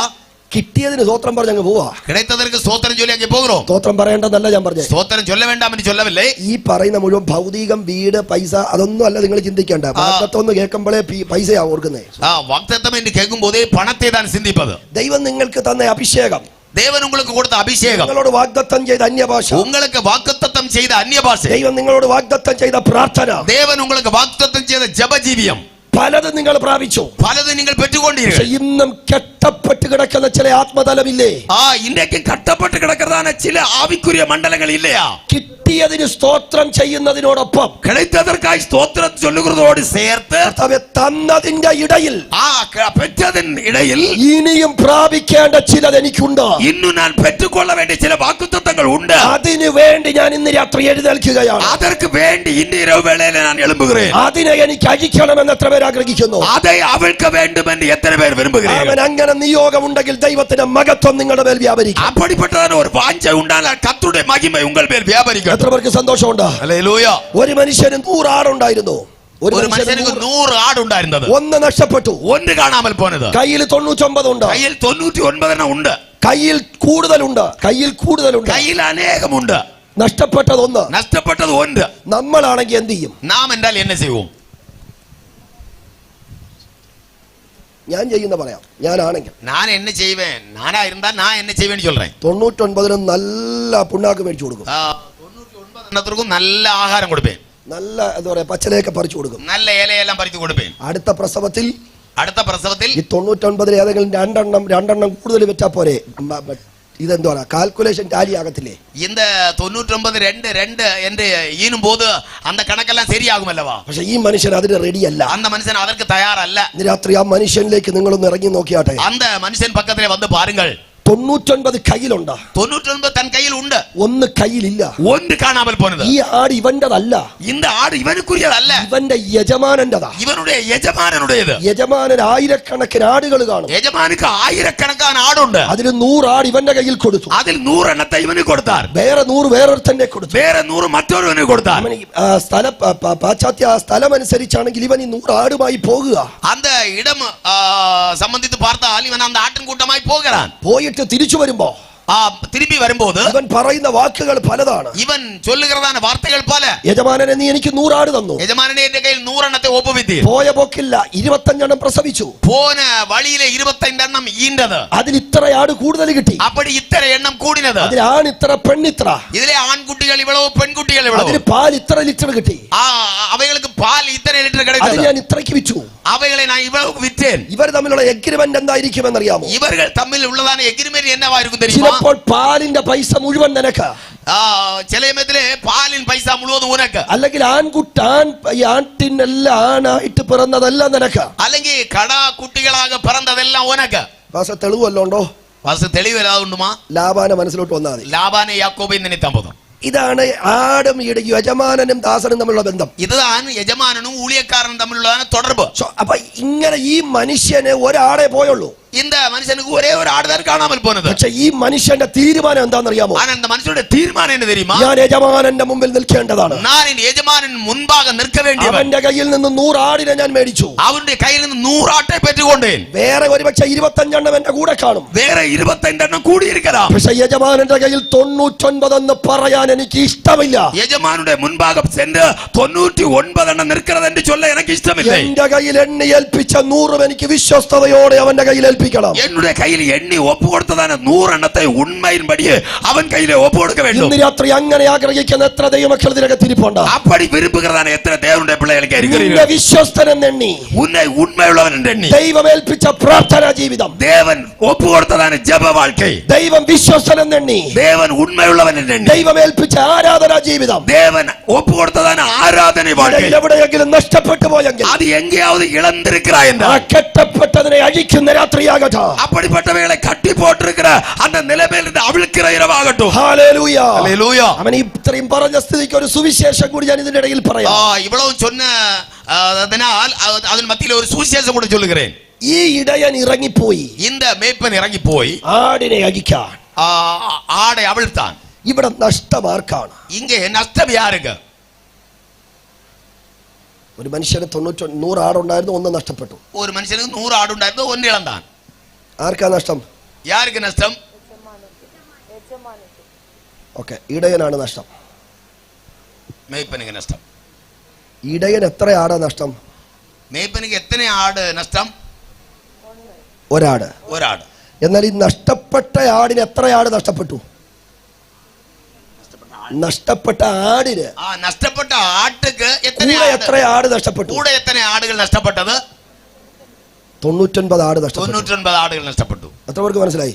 എത്ര പേര് പുരിന്തത് മനസ്സിലായില്ല? ഈ ഇടയന് ഒരാട് നഷ്ടപ്പെട്ടു. മേയ്പ്പനുക്ക് ഒരാടെ അവൻ ഇളന്താൻ. പക്ഷെ ഈ ആടിന് എത്ര ആടുകളുടെ കൂട്ടായ്മ നഷ്ടപ്പെട്ടു? ஆனால் இந்த ஆட்டுக்கு எத்தனை ஆடுகளோடுள்ளதான ஐக்கியம் நஷ்டப்பட்டது? 99. ഒരു ഇടയനെ നഷ്ടപ്പെട്ടു. ഒരു മേയ്പ്പനെ നഷ്ടപ്പെട്ടു. ഒരു ഇടയന്റെ സംരക്ഷണം നഷ്ടപ്പെട്ടു. ഒരു മേയ്പ്പനുടെ പാതുകാപ്പை ഇളந்தது. ഇടയന്റെ ആഹാരം നഷ്ടപ്പെട്ടു. ഈ മേയ്പ്പൻ കൊടുക്കുന്ന ആഹാരവും ഇല്ലാമലാനது. അങ്ങനെയെങ്കിൽ ഇടയൻ പോയത് ഇടയന്റെ നഷ്ടം ഓർത്തിട്ടാണോ ആടിന്റെ നഷ്ടം ഓർത്തിട്ടാണോ? அப்படியானால் இந்த மேய்ப்பன் தேடி போனது அவனுடைய நஷ்டம் நினைத்தா இல்ல ஆட்டினுடைய நஷ்டத்தை நினைத்தா? ആടിന്റെ നഷ്ടമോർത്ത് ഇറങ്ങിപ്പോയ ഒരു ഇടയൻ നമുക്കുണ്ട്. ആട്ടിൻ നഷ്ടത്തെ പാർത്ത് ഇറങ്ങിപ്പോന ഒരു മേയ്പ്പൻ നമുക്കുണ്ട്. നഷ്ടപ്പെട്ടു പോയ മനുഷ്യന് പകരം 1000 മനുഷ്യരെ ദൈവത്തിന് ഉണ്ടാക്കാമായിരുന്നു. ഇളന്നു പോന മനുഷ്യനുക്ക് പതിലാക 1000 മനുഷ്യരെ ദൈവനുക്ക് ഉണ്ടാക്കലാമായിരുന്നു. ഒരു ആദാമിന് പകരം 1000 ആദാമിനെ ദൈവത്തിന് ഉണ്ടാക്കാം. ഒരു ആദാമുക്ക് പകരமாக 1000കണക്കാன ആദാമുകളെ കർത്തർക്ക് ഉണ്ടാക്കലാം. പക്ഷേ ദൈവം അതല്ല ഓർത്തത്. ஆனால் தேவன் അതല്ല ചിന്തിച്ചത്. നമ്മുടെ നഷ്ടമോർത്ത് ഇറങ്ങി വന്ന ഒരു ഇടയൻ നമുക്കുണ്ട്. നാം ഇളന്തதை നാം നഷ്ടപ്പെട്ടதை നിனைத்து தேவன் ഇറങ്ങി വന്നാർ. ഹല്ലേലൂയ. അവൻ അതിനെ അഴിച്ചു.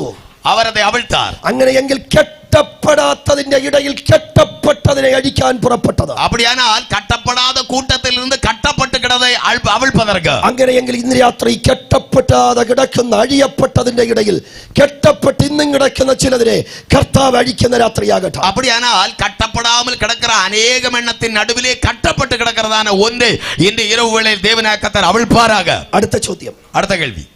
ഒത്തിരി കഴുതകൾ കെട്ടപ്പെടാതെ കിടക്കുന്നെന്ന് പറഞ്ഞല്ലോ. അനേകം കഴുതകൾ കട്ടപ്പെടാமல் കിടക്കുന്നതെന്ന് ചൊന്നേനല്ലവാ. സംഭവ കഴുതകൾ അവിടെ ഇങ്ങനെ ഫ്രീ ആയിട്ട് നടക്കും. അനേക കഴുതകൾ இப்படி சுதந்திரമായി നടക്കുന്നത്. എന്തിനാ ഇതിനെ മാത്രം കെട്ടിയത്? ഇதை மட்டும் കട്ടിയിരുന്നത്?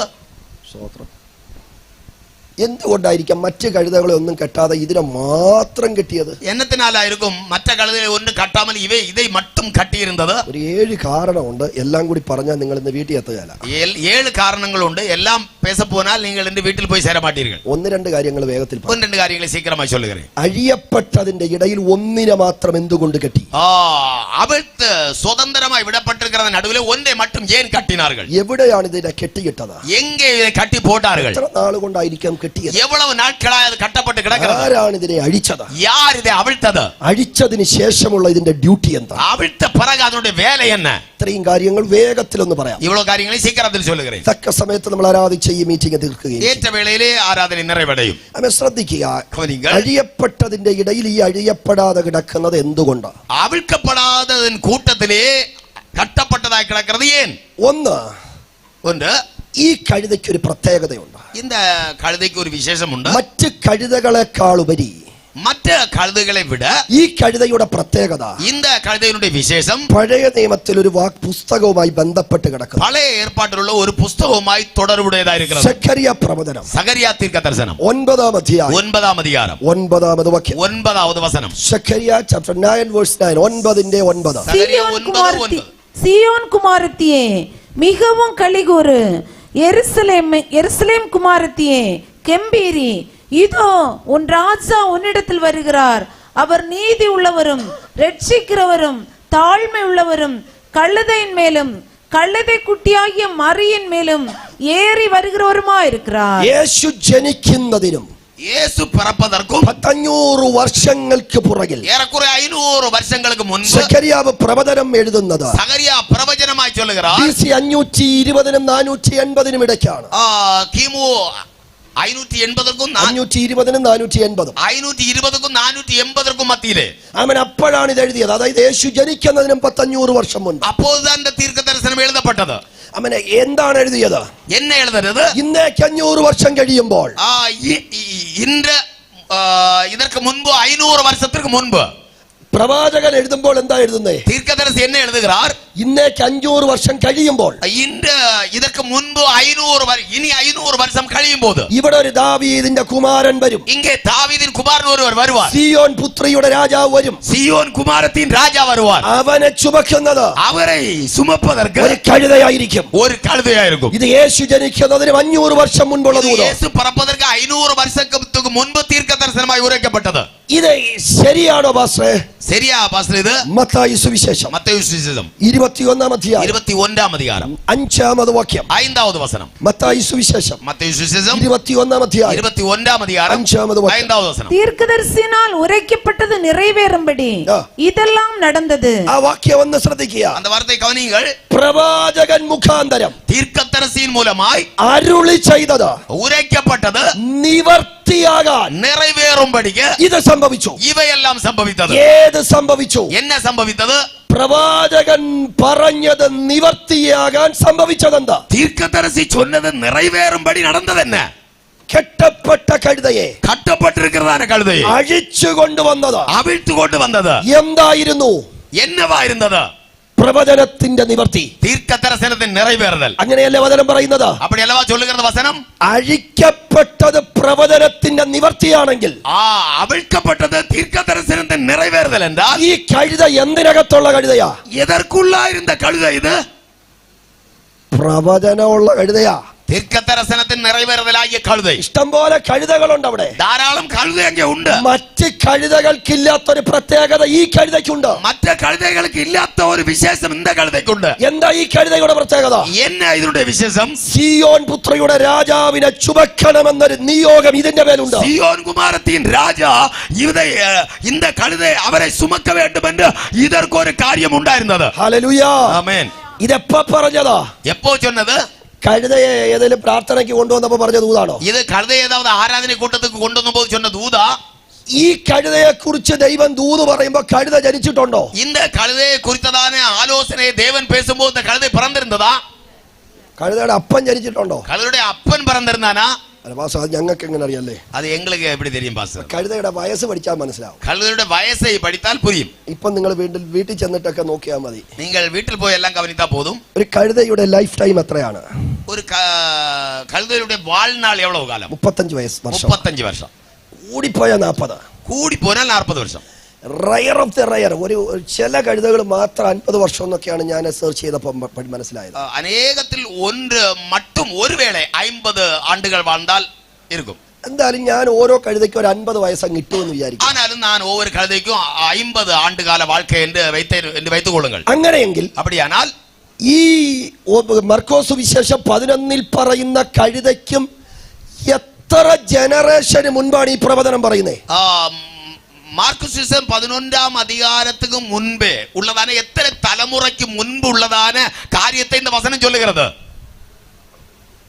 50 വർഷം വെച്ച് 50 വർഷം വെച്ച് കൂട്ടിയാൽ 500 എണ്ണം എന്ന് പറയുമ്പോ 500 എണ്ണം എന്ന് ചൊല്ലുമ്പോൾ നിങ്ങൾക്ക് മനസ്സിലാകുന്നുണ്ടല്ലോ വചനം? உங்களுக்கு புரிகிறதல்லவா? സെക്കരിയാവ് ദൂത് കൊടുക്കുന്നത് 520-ല്. സഖറിയ ദൂത് കൊടുത്തത് ക്രിസ്തുവിന് മുൻ 520. അതിനും 10 ജനറേഷൻ കഴിഞ്ഞിട്ടാണ് ഈ കഴുത ജനിക്കുന്നത്. அதற்கு பிறகு 10 தலைமுறைக்கு பிறகு தான் இந்த கழுதை பிறக்கிறது. അപ്പൊ ഈ കഴുതയെ കുറിച്ചുള്ള ദൂത് പറഞ്ഞത് എപ്പോഴാ? இந்த கழுதையை குறித்துள்ளதான அந்த தீர்க்கதரிசனம் சொன்னது எப்போது? ഇത് ജനിക്കുമ്പോഴല്ല, ഇത് പിറന്ന പോതല്ല, ഇതിന്റെ അപ്പനെ പൊള്ളപ്പോഴല്ല, ഇതിനുடைய അപ്പൻ പിറന്ന പോതല്ല. അപ്പന്റെ അപ്പന്റെ അപ്പൻ എന്ന് പറഞ്ഞാൽ 10 എണ്ണം പറഞ്ഞു പോകണം. അപ്പനുடைய അപ്പൻ എന്റെ 10 എണ്ണത്തെ ചൊല്ല വേണ്ടും. അന്ന് ദൈവം പറഞ്ഞു, അന്ന് ദേവൻ ചൊന്നാർ ഇന്നേക്ക് 500 വർഷം കഴിയുമ്പോ ഇന്നിലിருந்து 500 ആണ്ടുകൾ കഴിയുമ്പോൾ രാജാവിനെ ചുമക്കുന്നത് ഒരു കഴുതയായിരിക്കും. രാജാവെ സുമക്കറ ഒരു കഴുത വരും. ഇത് ദൈവം പറയുമ്പോൾ, ഇത് ദേവൻ ചൊല്ലുമ്പോൾ ദൈവത്തിന്റെ മനസ്സിലുള്ള കഴുത ഏതാ? ദേവനുடைய മനസ്സിൽ ഇരിക്കുന്നതാണ് அந்த കഴുത ഏത്? ഈ കെട്ടപ്പെട്ട കഴുതയാ. കട്ടപ്പെട്ട കഴുത. എത്ര പേർക്ക് മനസ്സിലായി? എത്ര പേർക്ക് പുരിയുന്നത്? അങ്ങനെയെങ്കിൽ അപ്പടിയാനാൽ എന്തുകൊണ്ടാണ് ദൈവം കെട്ടിയത്? എന്തുകൊണ്ടാണ് ഈ കഴുതയെ കെട്ടിയത്? എதற்காக தேவன் இந்த கழுதையை கட்டி போட்டார்? ദൈവമല്ല, ഈ കഴുത എന്തുകൊണ്ട് കെട്ടപ്പെട്ടു? இந்த കഴുதை ஏன் கட்டப்பட்டது? ഒറ്റ ഉത്തരം, ഒരേ മറുപടി, ഇതിന്റെ മേലൊരു വാഗ്ദത്തം ഉള്ളത് കൊണ്ട്. ഇതിന്മേൽ ഒരു വാഗ്ദത്തം ഉണ്ടായിരുന്നതിനാൽ. നിന്റെ മേൽ യേശു കേറണമെന്നൊരു വാഗ്ദത്തം നിന്റെ മേൽ കിടക്കുമ്പോൾ അവൻ അതിനെ നിറവേറാതിരിക്കാനാണ് ഇതിന്റെ മേൽ കെട്ട് വീണത്. ഉന്മേൽ ഇരിക്കുന്ന ഒരു വാഗ്ദത്തം യേശു ചൊന്നത് നിറവേറാമൽ ഇരിക്കുവதற்காகவே இந்த കട്ട്. അങ്ങനെയെങ്കിൽ ഇന്ന് രാത്രി എന്നെ കേൾക്കുന്ന ദൈവജനം, നിന്റെ ലൈഫിൽ എവിടെയെങ്കിലും കെട്ടുകൾ കാണുന്നെങ്കിൽ ഉള്ളിൽ സ്തോത്രം ചെയ്യുക. അതിന്റെ മേൽ ദൈവത്തിനൊരു വാഗ്ദത്തം കിടപ്പുണ്ട്. தேவனுடைய உன்னுடைய வாழ்க்கையிலே எங்கேயாவது ஒரு கட்டப்பட்ட நிலைமை என்றால் பயப்படாதே, அதின்மேல் தேவனுடைய ஒரு வாக்குத்தத்தம் கிடக்கிறது. വാഗ്ദത്തം പറഞ്ഞത് ദൈവമാണെങ്കിൽ, வாக்குத்தத்தத்தை சொன்னது தேவன் என்றால், വാഗ്ദത്തം നിറവേറേണ്ട സമയമാകുമ്പോൾ, வாக்குத்தத்தம் நிறைவேற வேண்டியதான வேளை வரும்போது നിന്റെ അരികിൽ അവൻ ആൾക്കാരെ അയച്ചിരിക്കും. உன்னுடைய அருகிலே அவர் அவிழ்ப்பவர்களை அனுப்பியிருப்பார். വിടുവിക്കപ്പെടേണ്ട ചിലത് അത് സംഭവിച്ചിരിക്കും.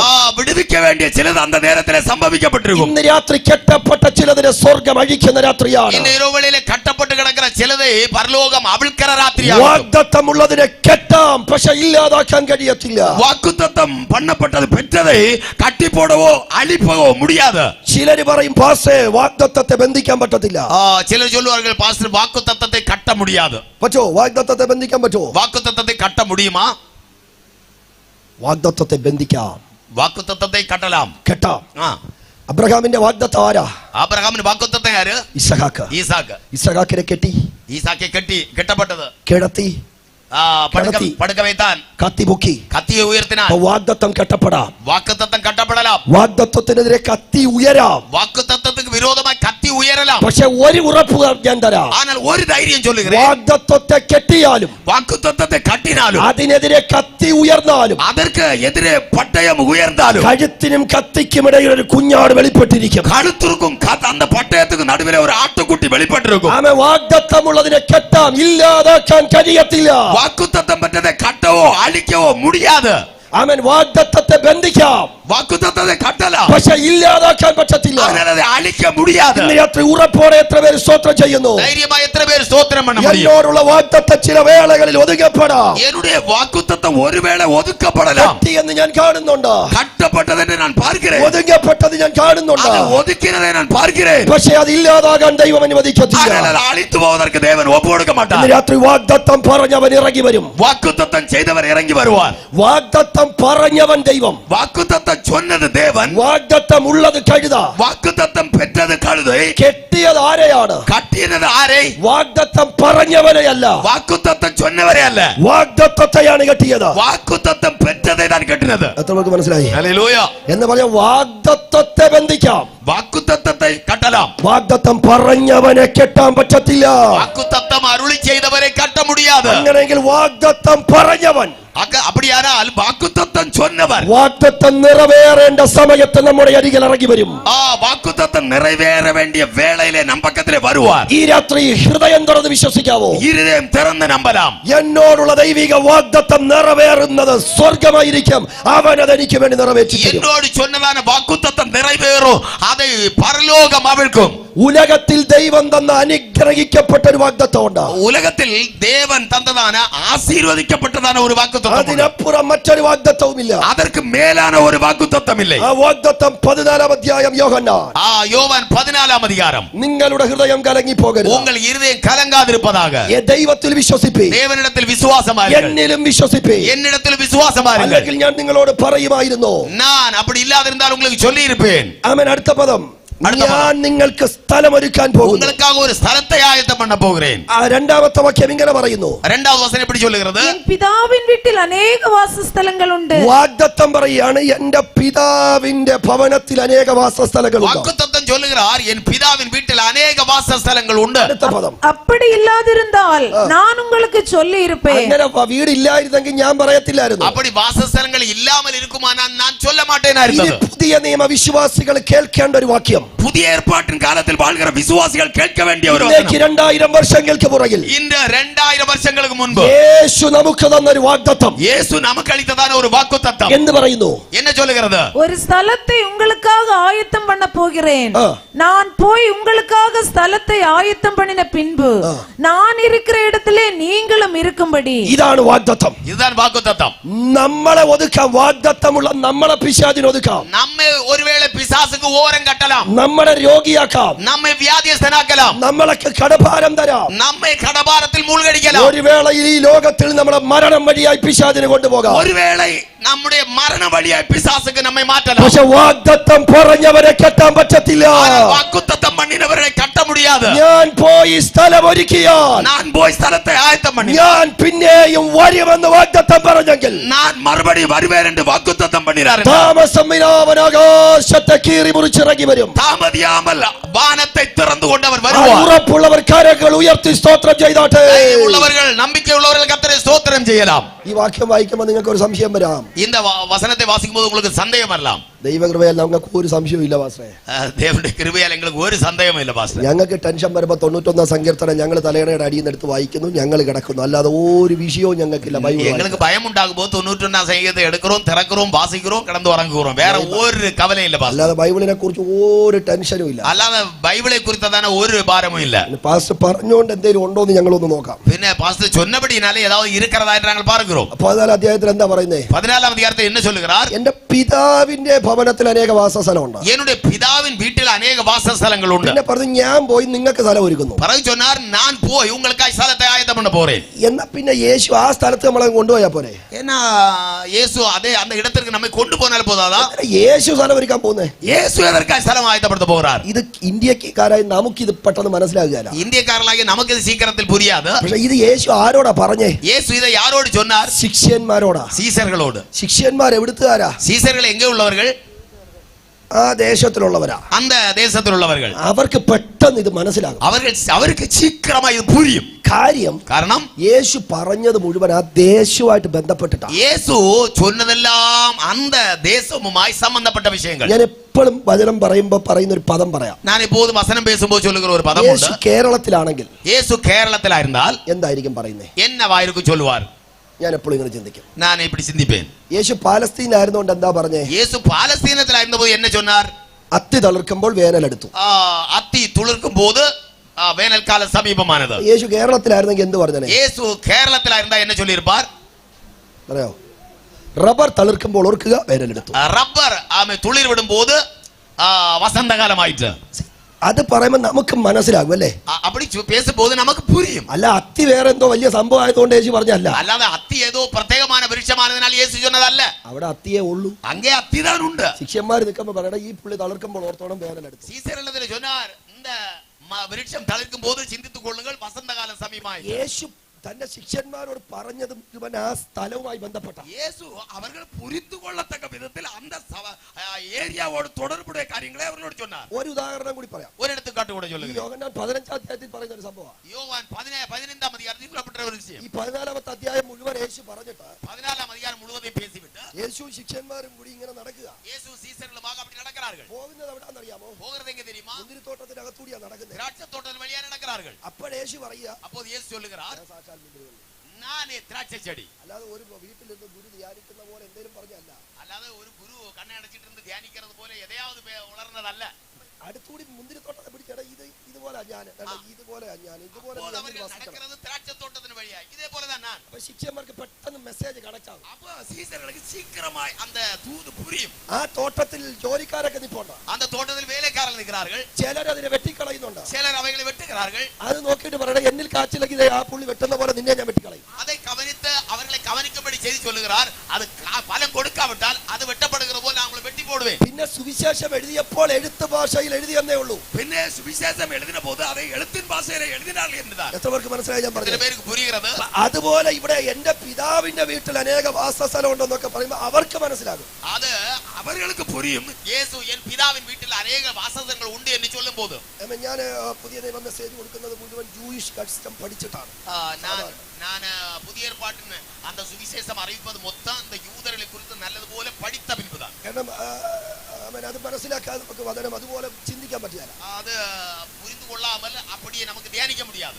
ഇത് കല്യാണവുമായി ബന്ധപ്പെട്ട് കിടക്കുന്ന ഒരു വിഷയമാണ്. ഇത് തിരുമണവുമായി തുടർപുടേതാണ് ഒരു കാര്യം. ഒരു യഹൂദന്റെ വീട്ടിൽ ഒരു ആൺകുട്ടി ജനിച്ചാൽ, ഒരു യൂതരുടെ വീട്ടിലെ ഒരു ആൺപിള്ളை പിറന്നാൽ വളരെ ശ്രദ്ധിക്കുക. പെട്ടെന്ന് ഈ കർത്താവിന്റെ വരവിനെ കുറിച്ചും ഈ നിത്യതയെ കുറിച്ചൊക്കെ പെട്ടെന്ന് മനസ്സിലാക്കാൻ യേശു പറഞ്ഞൊരു കാര്യം പറയും.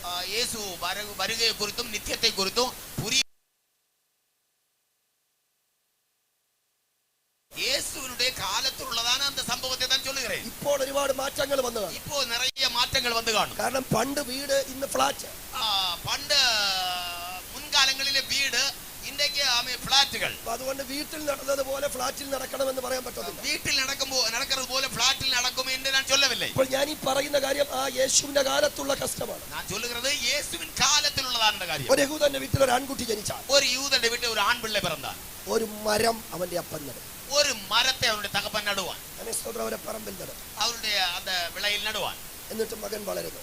മകൻ വളരുகிறான். വിവാഹ പ്രായമെത്തുമ്പോൾ, വിവാഹ പരുവമാകുമ്പോൾ, പഴയ നിയമത്തിലുള്ള പല വിവാഹങ്ങളും നിങ്ങളുടെ മനസ്സിൽ വന്നിട്ട് വേണം ഇതിങ്ങനെ അടുക്കായി ചിന്തിക്കാൻ. പഴയ ഏർപ്പാടുള്ള അനേക വിവാഹങ്ങൾ കൂടെ ஞாபகത്തിൽ കൊണ്ടുവന്നതാണ് ഇത് ധ്യാനിക്ക വേണ്ടത്. വിവാഹ പ്രായം എത്തുമ്പോൾ അപ്പൻ എന്ത് ചെയ്യും? തന്റെ ദാസനെ അവൻ തനിക്ക് പരിചയമുള്ള താൻ ഏർപ്പാട് ചെയ്തിരിക്കുന്നവരുമായിട്ട് അയക്കുന്നു.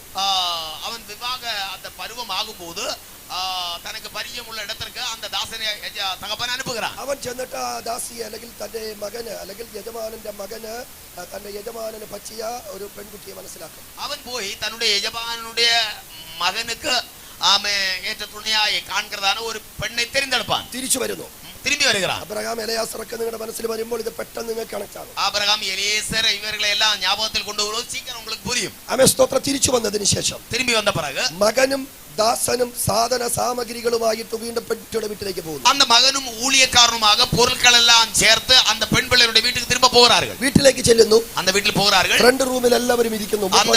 വീട്ടിലുള്ള കാരണവരെല്ലാം ഇരിക്കുന്നു.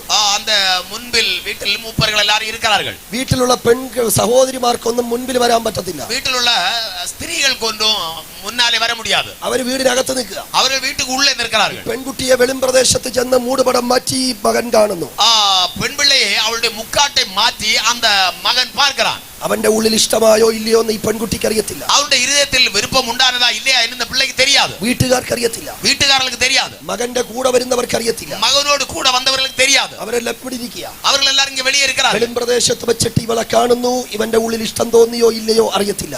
அப்படியே மாத்தி கொண்டு போய் அவளை பார்த்து இவளை விரும்ப அவனுக்கு பிடித்ததா இல்லையா என்று தெரியவில்லை. ഇപ്പോൾ ഉത്തമഗീതം കൂടെ നിങ്ങളുടെ മനസ്സിലേക്ക് വന്നാൽ മതി, ഈ ചിത്രം നിങ്ങൾക്ക് മനസ്സിലാകും. இப்போது உன்னத பாட்டு கூட உங்களுடைய மனதில் எண்ணத்தில் வந்தால் போதும் இந்த സംഭവങ്ങൾ சீக்கிரம் புரியும். അതിനുശേഷം ഈ വീട്ടിലേക്ക് കയറി വരുന്നു. பிறகு இந்த வீட்டில் ஏறி வருகிறார்கள். ആമേൻ. ഞാൻ പറഞ്ഞതുപോലെ എൽഡേഴ്സ് മൂപ്പന്മാരെല്ലാം ഇവന്റെ അടുക്കൽ ഇരിക്കുന്നു. நான் சொன்னது போல அந்த மூப்பர்கள் எல்லாரும் இவன் பக்கத்தில் நிற்கிறார்கள். ആ വീട്ടുകാർ, പെൺകുട്ടിയുടെ വീട്ടുകാർ ഒരു ഗ്ലാസ് വീഞ്ഞു കൊണ്ടുവയ്ക്കും. அந்த பெண் பிள்ளைகளுடைய வீட்டுக்காரர்கள் ஒரு கப்பு திராட்சை ரசத்தை கொண்டு வைப்பார்கள். ഇവൻ വരുന്ന വഴിക്ക് പൊറോട്ട ഇറച്ചിയും കഴിച്ചിട്ട് വന്നാന്ന് വിചാരിക്കുക. ഇവൻ വരും വഴിയിലെ പൊറോട്ടയും ഇറച്ചിയും സാപ്പിട്ട് വിട്ട് വന്നാരെന്ന് வைத்துக்கொள்ளுங்க. നിറഞ്ഞിരിക്കുക. വയർ നിറഞ്ഞിരിക്കുന്നത്. പെണ്ണിനെ കണ്ടപ്പോൾ ഇഷ്ടപ്പെടുകയും ചെയ്തു. പെണ്ണെ കണ്ടപ്പോൾ അവർക്ക് പിടിക്കുകയും ചെയ്തത്. നിങ്ങൾ നോക്കണം, പെൺകുട്ടിയുടെ വീട്ടുകാരെ സഹോദരിമാർ അകത്ത് നിന്ന് ഇങ്ങനെ നോക്കുക. அந்த பெண் பிள்ளைகளுடைய வீட்டிലുള്ള സഹോദരികൾ ഉള്ളിൽ നിന്ന് இப்படி രഹസ്യമായി பார்க்கிறார்கள். പെണ്ണിന്റെ അപ്പനും സഹോദരങ്ങളും ഒക്കെ സൈഡിൽ ഇരിപ്പുണ്ട്. அந்த பெண்ணின் தகப்பனும் சகோதரங்களும் பக்கத்தில் நிற்கிறார்கள். പയ്യന്റെ കൂടെ വന്നതായ ദാസനും മറ്റു പ്രിയപ്പെട്ടവരും നിൽപ്പുണ്ട്. പയ്യനോട് കൂടെ വന്നതാണ് ஊழியக்காரனும் മറ്റു വേണ്ടപ്പെട്ടവരും നിൽക്കാറുകൾ. എല്ലാവരുടെയും നോട്ടം ഈ വീഞ്ഞിലേക്കായിരിക്കും. എല്ലാവരുടെ പാർവയും அந்த திராட்சை ரசத்திലായിരിക്കും. ഈ പെൺകുട്ടിയെ ഇവൻ ഇഷ്ടപ്പെട്ടാൽ, இந்த பெண் பிள்ளை அவனுக்கு பிடித்தால் ഈ ഗ്ലാസ് എടുക്കണം, அந்த കപ്പை എടുക്ക வேண்டும், കുടിക്കണം. പൊറോട്ട ഇറച്ചിയും കഴിച്ചെന്ന് പറഞ്ഞപ്പോ ഒന്നും കാര്യം. പൊറോട്ട ഇറച്ചി സാപ്പിട്ട് വയർ നിറഞ്ഞിരിക്കുന്നതെന്ന് ചൊല്ലി ഒന്നും കാര്യമില്ല. പെണ്ണിനെ ഇഷ്ടപ്പെട്ടോ കുടിച്ചിരിക്കണം. പെണ്ണ് ഉനക്ക് പിടിത്തിരിക്കുന്നതാ കുടിത്തിരിക്ക வேண்டும். ആ വീട്ടിനകത്ത് നിൽക്കുന്ന அந்த വീട്ടുക്കുള്ള നിൽക്കുന്ന ഈ പെൺകുട്ടിയും அந்த பெண் பிள்ளையும் പെൺകുട്ടിയുടെ അമ്മയും അവളുടെ തായും അവരുടെ നോട്ടം എവിടെയായിരിക്കും? അവരുടെ പാർവ എങ്കയായിരിക്കും? ഈ ഗ്ലാസ്സിലായിരിക്കും, இந்த കപ്പിലായിരിക്കും. ഇവൻ കുടിച്ച് തീരുന്നുണ്ടോ ഇല്ലേ? ഇവൻ മുഴുവൻ കുടിക്കലാനാ ഇല്ലയാ? ഇവളോടുള്ള ഇഷ്ടം ഉണ്ടെങ്കിൽ, ഇവളോട് അവനക്ക് പ്രിയമെന്നാൽ കുടിച്ച് തീർക്കും. കുടിത്ത് തീർത്തിരുപ്പാൻ. തീർന്നു കഴിയുമ്പോൾ പറയാതെ പറയാ, ഞാൻ അവളെ കെട്ടിക്കോളാം. അവൻ ചൊല്ലാമൽ ചൊല്ലുகிறாൻ, எனக்கு அவளை விருப்பம் தான் என்று. 3 ദിവസം പട്ടിണി കിടന്നിട്ടാ വരുന്നതെന്ന് വിചാരിക്കുക. 3 നാட்கள் പട്ടിണി കിടന്നിട്ട് വരുகிறாൻ എന്ന് நினைத்துக் கொள்ளுங்கள். മൂടുപടം പൊക്കി നോക്കി പുള്ളിയക്കാരിയെ ഇഷ്ടപ്പെട്ടില്ല. அந்த முக்காடை உயர்த்தி பார்த்தான், அவளை அவனுக்கு பிரியப்படவில்லை. കുടിക്കണമെന്ന് ആഗ്രഹം ഉണ്ടെങ്കിൽ തൊടാൻ പറ്റില്ല. குடிக்க வேண்டும் என்று விருப்பம் உண்டானாலும் தொட முடியாது. ഇനി തൊട്ടാൽ പോലും ജസ്റ്റ് ഒന്ന് വെക്കുക, തിരിച്ചു தொட்டால் போதும் நாவின் பக்கத்திலே கொண்டு போகவும் திரும்ப வைக்கவும் தான். ഇതാണ് കസ്റ്റം. இதுதான் அந்த ഇതാണ് അവിടുത്തെ രീതി. ഇതാണ് അങ്ങുള്ള പഴക്കവഴക്കം. ഇനി നിങ്ങളെ ഞാൻ യേശുവിന്റെ ക്രൂശീകരണത്തിലേക്ക് കൊണ്ടുപോകും. ഇനി ഉങ്ങളെ அந்த இயேசு கிறிஸ்துவின் அந்த சிலுவை மரணத்துக்கு பக்கத்தில் கொண்டு வருகிறேன். പ്രദേശത്ത് നമ്മൾ കടന്നപ്പോൾ നാം പുറംപറമ്പിൽ എറിയപ്പെട്ടവരായിരുന്ന നമ്മുടെ കർത്താവ് നമ്മളെ കണ്ടു. നമ്മുടെ കർത്തർ നമ്മെ കണ്ടാർ. അവന് നമ്മളെ ഇഷ്ടമായി. അവർക്ക് നമ്മെ പ്രിയമാനത്. നാട്ടുകാരെല്ലാം നോക്കി നിൽക്കെ, ഊരാരെല്ലാം പാർത്തിരിക്ക. സ്വർഗത്തിലെ ദൂതന്മാര് നോക്കി നിൽക്കെ, പരലോകത്തിൽ ദൂതர்கள் പാർത്തിരിക്ക. അപ്പൻ നോക്കി നിൽക്കെ, തകപ്പൻ പാർത്തുകൊണ്ടിരിക്ക. നമ്മളോടുള്ള ഇഷ്ടത്തിൽ, നമ്മെ പ്രിയപ്പെട്ടത് നിമിത്തം, നമ്മളോടുള്ള സ്നേഹത്തിൽ, നമ്മോടുള്ള അൻപിനാൽ യേശു വീഞ്ഞ് കുടിച്ചു തീർത്തു. ആ സിലുവൈ മരത്തിലെ കർത്തർ அந்த அந்த திராட்சரசத்தை ആ ദൈവത്തിന്റെ കോപത്തെ കുടിച്ചു തീർത്തു. அந்த கோபத்தை அவர் பருகி தீர்த்தார். അവിടെ വായിക്കുന്നു, പിന്നെ അവന് ദാഹിച്ചു, വീഞ്ഞു കൊടുത്തു. அங்கே நாம் வாசிக்கிறோம், அவருக்கு தாகம் உண்டானது, அப்படியே காடியை கொடுத்தார்கள், அவர் குடித்தார். நம்மோடுள்ள அன்பினால். അത്രയും മനസ്സിലായല്ലോ? அவ்வளவு புரிந்ததல்லவா? പയ്യന് ഇഷ്ടപ്പെട്ടു. பையனுக்கு இஷ்டப்படுது. സാധനങ്ങളെല്ലാം ഈ പെൺകുട്ടിക്ക് കൊടുത്തു. பொருட்கள் எல்லாம் கொண்டு வந்ததெல்லாம் அந்த பெண் பிள்ளை கொடுத்தான். போகும்போது ദാസൻ പറയും, அந்த ஊழியக்காரன் சொல்லுவான், ഇവൻ തിരിച്ചു വരും. இவன் திரும்ப வருவான். സാധനങ്ങൾ കൊടുത്ത് ഫിക്സ് ആയാൽ പിന്നെ കല്യാണം ഫിക്സ് ചെയ്തതുപോലെ. ஆமென் சோதரம். அந்த நேரத்தில் அது உறுதிப்படுத்தப்பட்டால் கல்யாணம் நடந்தது போல உறுதியாக்கப்பட்டது. ഇന്ന് രാത്രി നമ്മൾ അങ്ങനെ ഇരിക്കുകയാണ്. நாமும் அப்படி இருக்கிறோம். ചിലർ ഇരിപ്പ് കണ്ട കല്യാണത്തിന് പയ്യൻ വന്നെന്ന് പോലും അറിയാത്ത പോലെ ഇരിക്കുന്നു. சிலருடைய இருப்பை பார்த்தால் பையன் பொண்ணு பார்க்க வந்தானான்னு போலும் சந்தேகமா இருக்கிறது. എൻഗേജ്മെന്റ് കഴിഞ്ഞിട്ടാ നിങ്ങളൊക്കെ ഇരിക്കുന്നത്. என்கேஜ்மெண்ட் கழிந்துதான் நீங்க இங்க இருக்கிறீர்கள். എപ്പ കൊണ്ടുപോകുമെന്ന് നമുക്കൊരു പിടുത്തമില്ല. விவாக நிச்சயம் கழிந்த நம்ம எப்போது கொண்டு போவார் என்று நமக்கு போலும் தெரியாது. ലൂക്കോസ് വിശേഷം 15 കൂടി വായിക്കണം. லூக்கா 15ஆம் அதிகாரம் கூட வாசிக்க வேண்டும். ഈ ദാസൻ കുറെ ദ്രഹ്മയൊക്കെ കൊടുക്കും, പൈസയൊക്കെ കൊടുത്തിട്ടാ പോകുന്നത്. இந்த ஊழியக்காரன் கொஞ்சம் பணம் எல்லாம் கொடுத்து விட்டு போகிறான். ഇവൻ ഇത് നൂലിൽ കെട്ടിയിടണം, ഇവൾ ഇത് നൂലിൽ കൊരിക്കും. இவன் இதை நூலில் கோர்த்து போடுவான். എന്നിട്ട് തലയ്ക്ക് ചുറ്റും വെക്കും. தலையில் சுற்றி வைப்பான். നിങ്ങളൊന്ന് ശ്രദ്ധിക്കുക. நீங்கள் கவனியுங்கள். ഈ തലയിൽ ഇങ്ങനെ മൂട് ഈ ദ്രഹ്മയെല്ലാം വെച്ചിട്ടാ இந்த தலையில் அந்த வெள்ளிப்பணம் எல்லாம் வைத்து விட்டு ഇവൾ വെള്ളം കോരാൻ ചെല്ലുക. இவள் தண்ணி கோர போகிறாள். നാട്ടുകാരെന്ത് കാണും? உலகத்தார் என்ன பார்ப்பார்கள்? ദ്രഹ്മ കാണും. தலையில் சுற்றப்பட்டிருக்கிற வெள்ளிப்பணம், അല്ലെങ്കിൽ കഴുത്തിലിട്ടിരിക്കുന്ന ദ്രഹ്മ കാണും. അല്ലെങ്കിൽ கழுத்தில் இருக்கிற வெள்ளிப்பணம். ഇത് കാണുമ്പോ இதை காணும்போது പറയാതെ പറയുന്നത് എന്താ? அவர்கள் சொல்லாமல் சொல்வது என்ன? എൻഗേജ്മെന്റ് കഴിഞ്ഞവളാ. அவனுமாக இவனுக்கு விவாக நிச்சயமானது. ആരുമായിട്ടോ കല്യാണം ഉറപ്പിച്ചപ്പോ யாரோ ஒருவரோடு இவளுக்கு கல்யாணம் உறுதிப்படுத்தப்பட்டிருக்கிறது. എന്നിട്ട് എന്താ സംഭവിക്കുന്നതെന്ന് என்ன അറിയാമോ? நடக்கும் தெரியுமா? കല്യാണം കഴിയുന്ന രാത്രി கல்யாணம் நடக்கிறதான இரவு ഒരു റൂമിലേക്ക് കയറുമ്പോ இவர்கள் ரூமில் ஏறும்போது തലയിലുള്ള ദ്രഹ്മ എടുത്ത് അവന്റെ കയ്യിലേക്ക് കൊടുക്കണം. அந்த தலையில் உள்ளதான வெள்ளிப்பணத்தை எடுத்து அவனுடைய கையில கொடுப்பாள். അപ്പോൾ അവൻ പറയും, அப்போது அவன் சொல்லுவான், ഞാൻ തന്നത് നീ വിശ്വസ്തയോടെ സൂക്ഷിച്ചില്ലേ? நான் தந்ததை நீ உண்மையாய் காத்தாய் அல்லவா? അത് മേടിച്ചിട്ട് அது வாங்கிட்டு ഇവൻ ഡ്രോ തുറന്നിട്ട് ഒരു ചാവി എടുത്ത് അവളുടെ കയ്യിലോട്ട് കൊടുക്കും. இவன் ராயரை திறந்து ஒரு தாக்கோல் எடுத்து அவளிடத்தில் கொடுப்பான். ഇന്നലെ വരെ ഞാനായിരുന്നു ഇതെല്ലാം നോക്കി നടത്തിയത്. நேற்று வரைக்கும் நான் தான் இவைகளை எல்லாம் கவனித்தேன். ഇനി നീ നോക്കണം. இன்று முதல் நீதான் அதிகாரி. അതുകൊണ്ട് അവൾ അടിച്ചു വാരി ആ ദ്രഹ്മ തിരിച്ചു പിടിച്ചത്. ஆகையினால் தான் அவள் பெருக்கி அந்த வெள்ளிப்பணத்தை கண்டுபிடித்தது. ₹1 പോയതിന് അയ്യോ ഇത്രയും ഞാൻ ആദ്യം വിചാരിച്ചു ഇത്ര പിശുക്കിയാണോ എന്ന് ഞാൻ ചിന്തിച്ചുകൊണ്ടിരുന്നത്. நான் முதல்ல அந்த வசனத்தை தியானித்த போது இவ்வளவு கஞ்ச பிசினாரியா என்று நான் தியானித்து போனேன். ₹1 പോയതല്ല വിഷയം. ₹1 போறதல்ல விஷயம்.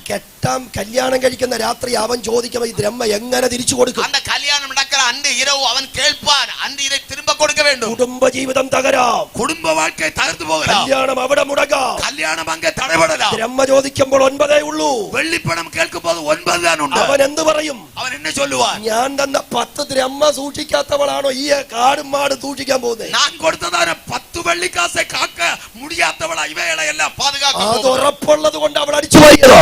அந்த தைரியம் உள்ளதனால் தான் அவர் பெருக்கி. ഈ രാത്രി സ്നേഹത്തോടെ പറയാം, നമ്മൾ വിവാഹ നിശ്ചയം കഴിയപ്പെട്ടവരാ. அன்போடு சொல்லுகிறேன், நாம் அவருமாக விவாக நிச்சயம் செய்யப்பட்டவர்கள். നമ്മളെ വിശ്വസ്തനെന്ന് എണ്ണി நம்மை உண்மையுள்ளவர்கள் என்று எண்ணி ദൈവം ഏൽപ്പിച്ച ചില ദ്രഹ്മയുണ്ടോ? தேவன் ஒப்படைத்த சில வெள்ளிக்காசுகள் உண்டு. താമസമില്ലാതെ മടങ്ങി വരും. தாமதமில்லாமல் அவர் வருவார். അന്ന് നമ്മളോട് കണക്ക് ചോദിക്കുമ്പോൾ அன்று நம்மோடு அவர் கணக்கு கேட்கும்போது നമുക്ക് തിരിച്ചു കൊടുക്കാൻ ബലപ്പെടും.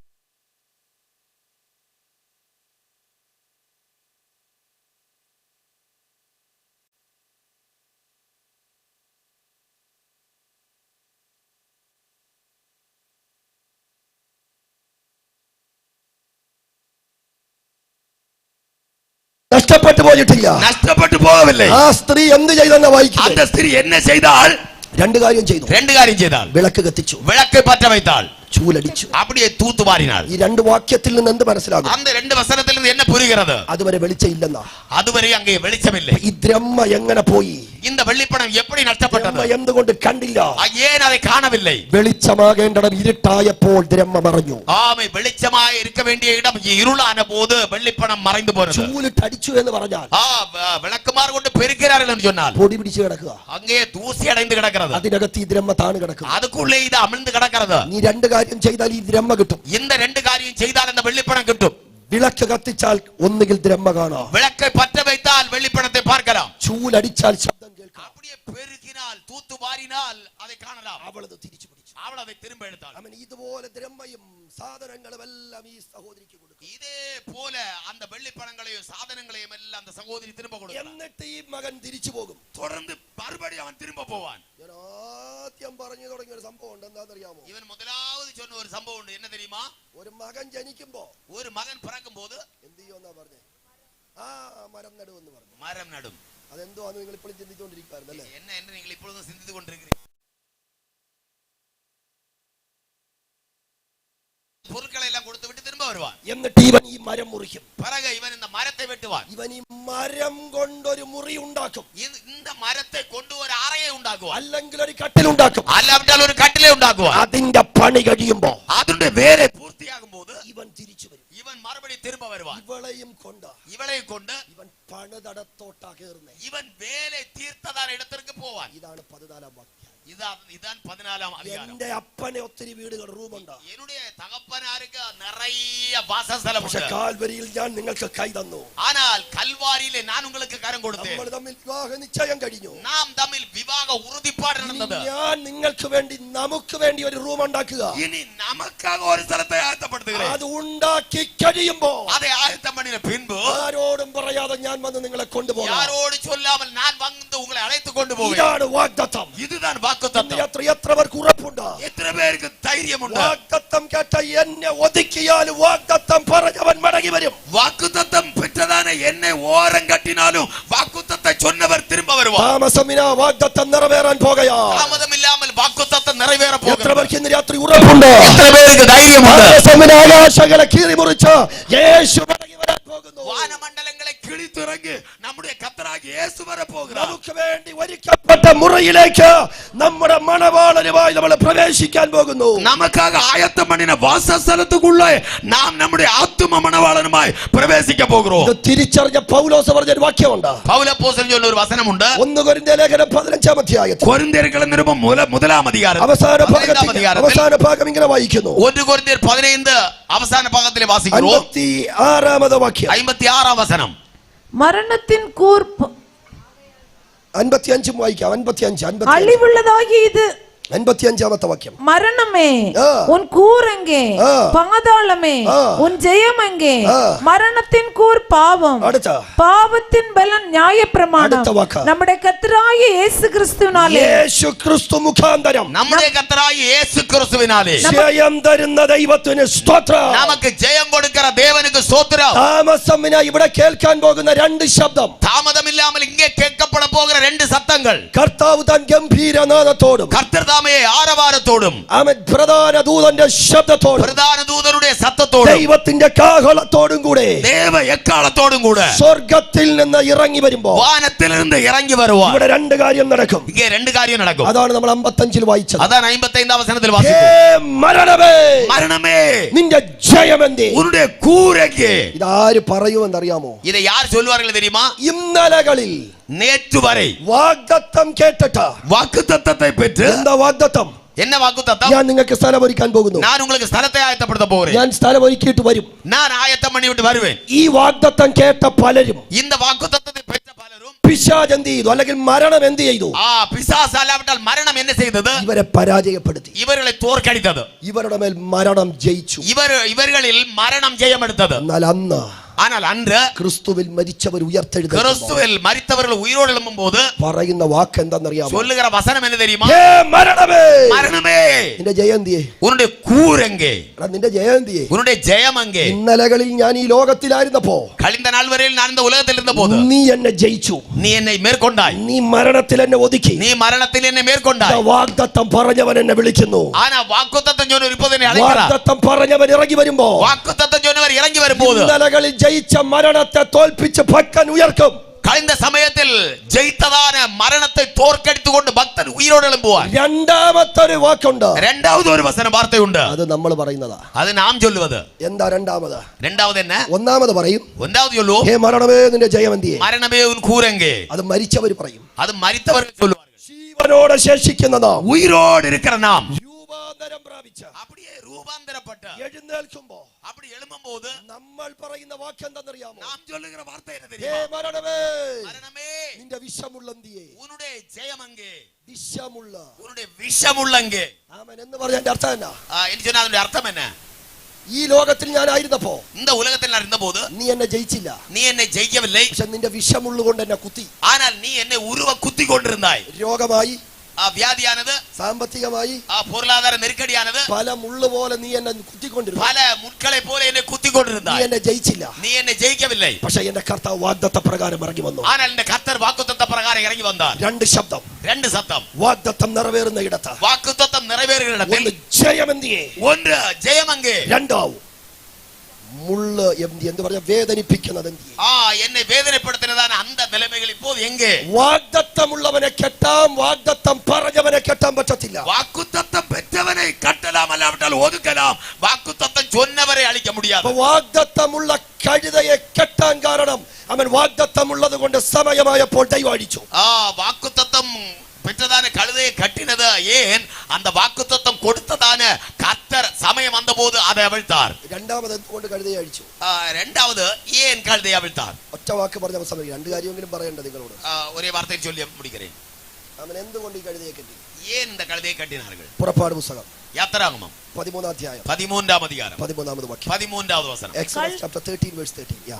கழுதையின் தலையீற்றையெல்லாம் ஒரு ஆட்டுக்குட்டியால் மீட்டுக் கொள்வாயாக. அடுத்த பதம், மீட்காவிட்டால் அதன் கழுத்தை முறித்து போடு. മതി. ഒരു കഴുത ജീവിക്കണമെങ്കിൽ ഒരു ആട് മരിക്കണം. ഒരു കഴുതയെ വാഴ വേണ്ടുമാനാൽ ഒരു ആട് ചാക வேண்டும். ആടിനെ കൊല്ലാൻ മനസ്സില്ലെങ്കിൽ, ആട്ടെ കൊല്ലുവதற்கு മനമില്ല എന്നാൽ കഴുതയെ കൊല്ലാം. കഴുതയെ കൊല്ല வேண்டும். ഒരാട് പകരം മരിച്ചെങ്കിലേ ജീവിക്കാൻ അവകാശമുള്ളൂ. ഒരാട് അതற்கு பதிலாக മരിത്താൽ மட்டுமே കഴുതയിനാൽ വാഴ முடியும். കുറെ വർഷങ്ങൾ കഴിഞ്ഞു, கொஞ்சம் வருஷங்கள் കഴിഞ്ഞത് സ്തോത്രദാ ഒരു വീട്ടിലൊരു കഴുത ജനിച്ചു. ഒരു വീട്ടിൽ ഒരു കഴുതക്കുട്ടി പിറന്നത്. ആ വീട്ടുകാർക്ക് ഇതിന് പകരം കൊടുക്കാൻ ഒരു ആടിന് താല്പര്യം. அந்த കഴുതക്കുട്ടിക്ക് ഈടാക ഒരു ആട്ടെ കൊടുപ്പதற்கு இந்த வீட்டாருக்கு விருப்பமில்ல. എന്താ റീസൺ എന്ന് അറിയത്തില്ല, എന്തായാലും കൊടുത്തില്ല. കാരണം എന്നവെന്ന് தெரியவில்லை, அவர்கள் കൊടുക്കவில்லை. ആട് കൊടുത്തില്ലെങ്കിൽ പിന്നെ എന്ത് ചെയ്യണം? ആട് കൊടുക്കാവിട്ടാൽ என்ன ചെയ്യ வேண்டும்? കഴുത്തൊടിക്കണം. കഴുത്തൊടിക്കണം. കഴുത്ത് എവിടെ വെച്ചാ ഓടിക്കുന്നേ? കഴുത്ത് എങ്ക വെച്ച് ഓടിക്കണം? വീട്ടിൽ വെച്ചിട്ടല്ല. വീട്ടിൽ വെച്ചല്ല, പാളയത്തിന് പുറത്താ. പാളയത്തിന് വെളിയെ കൊണ്ടുപോയി. അതാണ് 4ാമത് വാക്യം നമ്മൾ വായിച്ചത്. അതാണ് 4ാം വചനത്തിൽ വാസിച്ചത്. കഴുത കിടക്കുന്നത് വീടിലല്ല, കഴുത ഇരുപ്പത് വീട്ടിലല്ല. അവർ പോയി തെരുവിന് പുറത്ത് കഴുതയെ കണ്ടു. அந்த வெளிப்பிரദേശത്തിലെ കഴുതയെ കണ്ടാர்கள். കഴുത കിടക്കുന്നത് തെരുവിന് പുറത്താ. കഴുത കിടക്കുന്നത് വെളിപ്രദേശത്തിൽ. ഈ കഴുതയുടെ വലിച്ചുകൊണ്ട് ഈ തെരുവിന് പുറത്ത് കെട്ടിയിടുമ്പോ, அந்த കഴുതയെ ഇழுത്തു കൊണ്ടുപോയി அந்த വെളിപ്രദേശത്തിലെ കെട്ടിയിരിക്കുമ്പോൾ കഴുതയോട് ചോദിച്ചേ, കഴുതയോട് കേട്ട് പാരുங்கள், ഇനി നിനക്കൊരു പ്രതീക്ഷയുണ്ടോ? ഇനി ഒരു എതിർபார்ப்பு உனக்கு உண்டுமா? ഇതെന്ത് പറയും? ഇത് എന്നെ ചൊല്ലും, ഇനി എനിക്ക് വീട്ടിലേക്ക് ഒരു യാത്രയില്ല, ഇനി அந்த வீட்டுக்கு ഒരു திரும்பி போக்கிല്ല, ഇനി ഈ പട്ടണത്തിലേക്ക് ഒരു യാത്രയില്ല, இந்த പട്ടണത്തിലേക്ക് ഞാൻ തിരിഞ്ഞു വരാൻ പോകുന്നില്ല, ഞാൻ ഇവിടെ കെട്ടപ്പെട്ട് കിടക്കുന്നു, ഞാൻ ഇങ്ങ കെട്ടപ്പെട്ട് കിടக்கிறேன். എന്റെ കഴുത്തൊടിക്കാൻ പുരോഹിതൻ ഒരു ഡേറ്റ് പറഞ്ഞിട്ടുണ്ടാകും. என்னுடைய கழுத்தை ஒடிப்பதற்கு ஆசாரியன் ஒரு தேதியை சொல்லி இருக்கிறார். സമയത്ത് പുരോഹിതൻ വരും, അവന്റെ മുമ്പിൽ വെച്ച് എന്റെ കഴുത്തൊടിക്കും. அந்த நாளிலே அவன் வருவான், அவன் முன்பாக வைத்து என்னுடைய கழுத்தை ஒடிப்பார்கள். എന്റെ ജീവിതം ഇവിടെ തീരും, என்னுடைய வாழ்க்கை இங்கே அவസാനിക്കും. ഇവനോട് വീണ്ടും ചോദിച്ചാൽ ഇവന്റെ പ്രതീക്ഷകളൊക്കെ ഒന്ന് ചിന്തിച്ചേ, ഇവന്റെ എതിർபார்പ്പെല്ലാം ഒന്ന് ചിന്തിத்து பாருங்கள். എനിക്ക് പകരം മരിക്കാൻ ഒരു ആടില്ലാതെ പോയല്ലോ. അയ്യോ, എനിക്ക് பதிலாக சாவதற்கு மரிப்பதற்கு ஒரு ஆடு இல்லாமல் போனதே. കഴുത കിടക്കുന്നത് എവിടാന്നറിയാമോ? இந்த കഴുത എங்கே കിടക്കുന്നത്? വാതിൽക്കലെന്ന് എഴുതിയിട്ടുണ്ടല്ലേ? വാസർപടിയിൽ. വാസർപടിയിൽ. അങ്ങനെയെങ്കിൽ அப்படியானால் അങ്ങോട്ടും ഇങ്ങോട്ടും ആൾക്കാരൊക്കെ കഴുതകളെ കൊണ്ടുപോകുന്നില്ലേ വാഹനമാക്കി? அப்படி இப்படிமாக கழுதைகளில் வாகனம் ஏறி அநேகர் போகிறார்கள் அல்லவா? എന്റെ ഭാഷയെ പറയട്ടെ, என்னுடைய ഭാഷയിൽ ചൊല്ലുகிறேൻ. എന്റെ ഉപ്പാപ്പൻ കഴുതയും അവിടുത്തെ ആൾക്കാരെ ചുമന്നുകൊണ്ട് പോവല്ലേ? ഉன்னுடைய ചിത്തപ്പനാകിയ കഴുതയും പല அந்த ഭാഗത്തുള്ള ആൾക്കാരെ ചുമന്നുകൊണ്ട് പോകുന്നതല്ല. നാത്തൂനും ചിറ്റപ്പയും അച്ചാനും ഉപ്പാപ്പന്മാരും എല്ലാം കഴുതകൾ ഇങ്ങനെ നടന്നുകൊണ്ടിരിക്കും. ചിറ്റപ്പനും അനിയും അച്ചാനും എല്ലാം ആൾക്കാരെ ചുമന്നുകൊണ്ട് നടക്കാറുകൾ. അതിന്റെ ഇടയിൽ ഞാൻ മാത്രം அந்த இடத்துல நாம் மட்டும் கட்டப்பட்டவனாக வேதனை என்னவாயிருக்கும்? അതിന്റെ അടുക്കലേക്ക് രണ്ടുപേരും വരും. അതിന് പക്കത്തിലെ 2 പേർ വരുகிறார்கள். അതിനെ അഴിക്കാൻ തുടങ്ങുമ്പോൾ, அதை அவிழ்க்க தொடங்கும்போது, ഞാൻ ഈ പറയുന്നതിന്റെ ഉറപ്പുകൾ ഞാൻ നിങ്ങളോട് പറയാം. நான் പറയ പോകുന്നതാണ് அந்த உறுதியை உங்களுக்கு சொல்லுகிறேன். അഴിക്കാൻ തുടങ്ങും, അവിழ்ക്ക തുടങ്ങുമ്പോൾ ആ യജമാനൻ പറയുന്ന ഒരു വാക്കുണ്ട്. அந்த യജമാനൻ ചൊല്ലുന്ന ഒരു വചനമുണ്ട്. നിങ്ങൾ എന്തിനെതിരെ അഴിക്കണം? നിങ്ങൾ ஏன் அதை அவிழ்க்கிறீர்கள்? പറയാൻ ഒരു കാരണമുണ്ട്. அப்படி சொல்லுவதற்கு ഒരു കാരണമുണ്ട്. ഇതിനെ ഇവിടെ അഴിക്കണമെങ്കിൽ, இதை இங்க இருந்து அவிழ்க்க வேண்டுமானால், ഇതിന് പകരം ഇവിടെ ഒരു ആട് കെട്ടപ്പെടണം. இதற்கு பதிலாக ஒரு ஆடு இங்கே வெட்டப்பட வேண்டும். നിങ്ങൾ ഇതിനെ എന്തിനഴിക്കണം? നിങ്ങൾ ഇதை ஏன் அவிழ்க்கிறீர்கள்? കാരണം നിങ്ങളുടെ കയ്യിൽ ഒരു ആടില്ല. കാരണം உங்களுடைய கையில ஒரு ஆடு இல்லை. ഇതല്ലെങ്കിൽ ഇതിനെ കൊല്ലണം. ഇല്ലാവിട്ടാൽ ഇதை കൊല്ല வேண்டும். ശിഷ്യന്മാരോട് യേശു പറഞ്ഞൊരു വാക്കുണ്ട്. ശിഷ്യരോട് യേശു சொன்ன ഒരു വചനമുണ്ട്. ഇതിനെ അഴിക്കുമ്പോ, இதை அவிழ்க்கும்போது ആരെങ്കിലും ചോദിച്ചാൽ, யாராவது கேட்டால் പറയേണ്ട ഒരു വാക്കുണ്ട്. சொல்ல வேண்டிய ஒரு வசனம் ചോദിക്കുന്നവരെന്താ ചോദിക്കുന്നേ? കേൾക്കുന്നവർ എന്നെ കേൾക്கிறார்கள். ഇതിന് പകരം ആടെന്തിയെ? இதற்கு பதிலாയിട്ടുള്ള ആട് എங்கே? നമ്മൾ പറയേണ്ട ഉത്തരം എന്താ? നാം ചൊല്ല വേണ്ടിയ பதில் என்ன? ആടിനെ കൊണ്ടല്ല വന്ന്, ആട് പറഞ്ഞിട്ടാ വന്നേ. നാം ചൊല്ല വേണ്ടിയ ഉത്തരം ആട് കൊണ്ടുവരവില്ല, ആട് ചൊല്ലി അനുപ്പിതാ വന്നോ. ഇതിന് പകരം പാളയത്തിന് പുറത്ത് മരിക്കാൻ റെഡിയായ ഒരു കുഞ്ഞാട് പറഞ്ഞിട്ടാ ഞങ്ങൾ ഇവിടെ വന്നേ. இதற்கு பதிலாக பாளையத்தின் வெளியே மரிப்பதற்கு ஆமே ஒரு ஆடு ഉണ്ട്, அந்த ஆடு சொல்லி അനുപ്പിതാ ഞങ്ങൾ വന്നോ. ഇന്ന് രാത്രി നമുക്ക് പകരം പാളയത്തിന് പുറത്ത് ഒരുവൻ കഴുത്തറുക്കപ്പെട്ടെങ്കിൽ നമ്മളെ ഇനി കെട്ടാൻ ഒരു പൈശാചിക ആധിപത്യത്തിനും കഴിയത്തില്ല. കർത്തരുടെ മക്കളെ, நமக்காக பாளையத்துக்கு புறமே ஒரு ஆடு, ஒரு ஆட்டுக்குட்டியானவர் நமக்காய் அறுக்கப்பட்டிருக்கிறார் என்றால் இனி ஒருபோது நாம் கட்டப்பட வேண்டிய அவசியம் இல்லை. ഇന്ന് രാത്രി ക്രിസ്തു എന്നെ അടിച്ചു എന്ന് എത്ര പേര് പറയുന്നുണ്ട്? கர்த்தரனை அவிழ்த்திருக்கிறார் என்று எத்தனை பேர் சொல்லுவீர்கள்? എബ്രായ ലേഖനം 13-ാം അധ്യായം 12-ാമത് വാക്യം. എബ്രായർ 13:12. എബ്രായ ലേഖനം, ഹീബ്രു ചാപ്റ്റർ. அந்தபடியே இயேசுவும் தம்முடைய சொந்த இரத்தத்தினாலே ஜனத்தை பரிசுத்தம் செய்யும்படியாக നഗരവാസലുക്ക് പുറമേ പാടുപെട്ടാർ. പുറത്ത്, നഗരവാസലുക്ക് പുറമേ നമുക്ക് വേണ്ടി, നമുക്ക് വേണ്ടി. നമ്മൾ പുറത്ത് കിടക്കുമ്പോൾ, നാം വെളിയെ കിടക്കുമ്പോൾ നമ്മളെ അടിച്ച് നമ്മെ അവിഴ്ത്ത് അകത്തു കൊണ്ടുവരാൻ, ഉള്ളേ കൊണ്ടുവരുവதற்கு യേശു നമുക്ക് വേണ്ടി പുറത്തു വന്നു. യേശു നമുക്കാக പാളയத்துக்கு வெளியே പാടുപെട്ടാർ. ഇന്ന് രാത്രി ഞാൻ കിടന്നിടത്ത് യേശു വന്നു എന്ന് ഉറപ്പുള്ള എത്ര പേര് ഇതിനകത്തിരിപ്പുണ്ടോ? ഞാൻ കട്ടപ്പെട്ട് കിടന്നിടത്തിലെ യേശു വന്നാർ എന്ന് എவ்வளவு പേർക്ക് നമ്പിക്കയുണ്ട്? അവൻ എനിക്ക് പകരമായി കട്ടപ്പെട്ടു. അവർ എനിക്ക് ബദലായി കട്ടപ്പെട്ടു. ഞാൻ തകർക്കപ്പെടേണ്ട ഇടത്ത് യേശു തകർക്കപ്പെട്ടു. ഞാൻ നൊറുക്കപ്പെട വേണ്ടിയ ഇടത്തിൽ അവർ നൊറുക്കപ്പെട്ടാർ. അവൻ കട്ടപ്പെട്ടത് കൊണ്ട് ഞാൻ അഴിക്കപ്പെട്ടു. അവർ കട്ടപ്പെട്ടാർ, ഞാൻ അവിഴ്ക്കപ്പെട്ടേൻ. ആമേൻ. ഒരു വാക്ക് കൂടി പറഞ്ഞ് നമ്മൾ പ്രാർത്ഥിക്കും. ഒരു വാർത്ത കൂടെ ചൊല്ലി ജപിപ്പോ. സ്തോത്രം.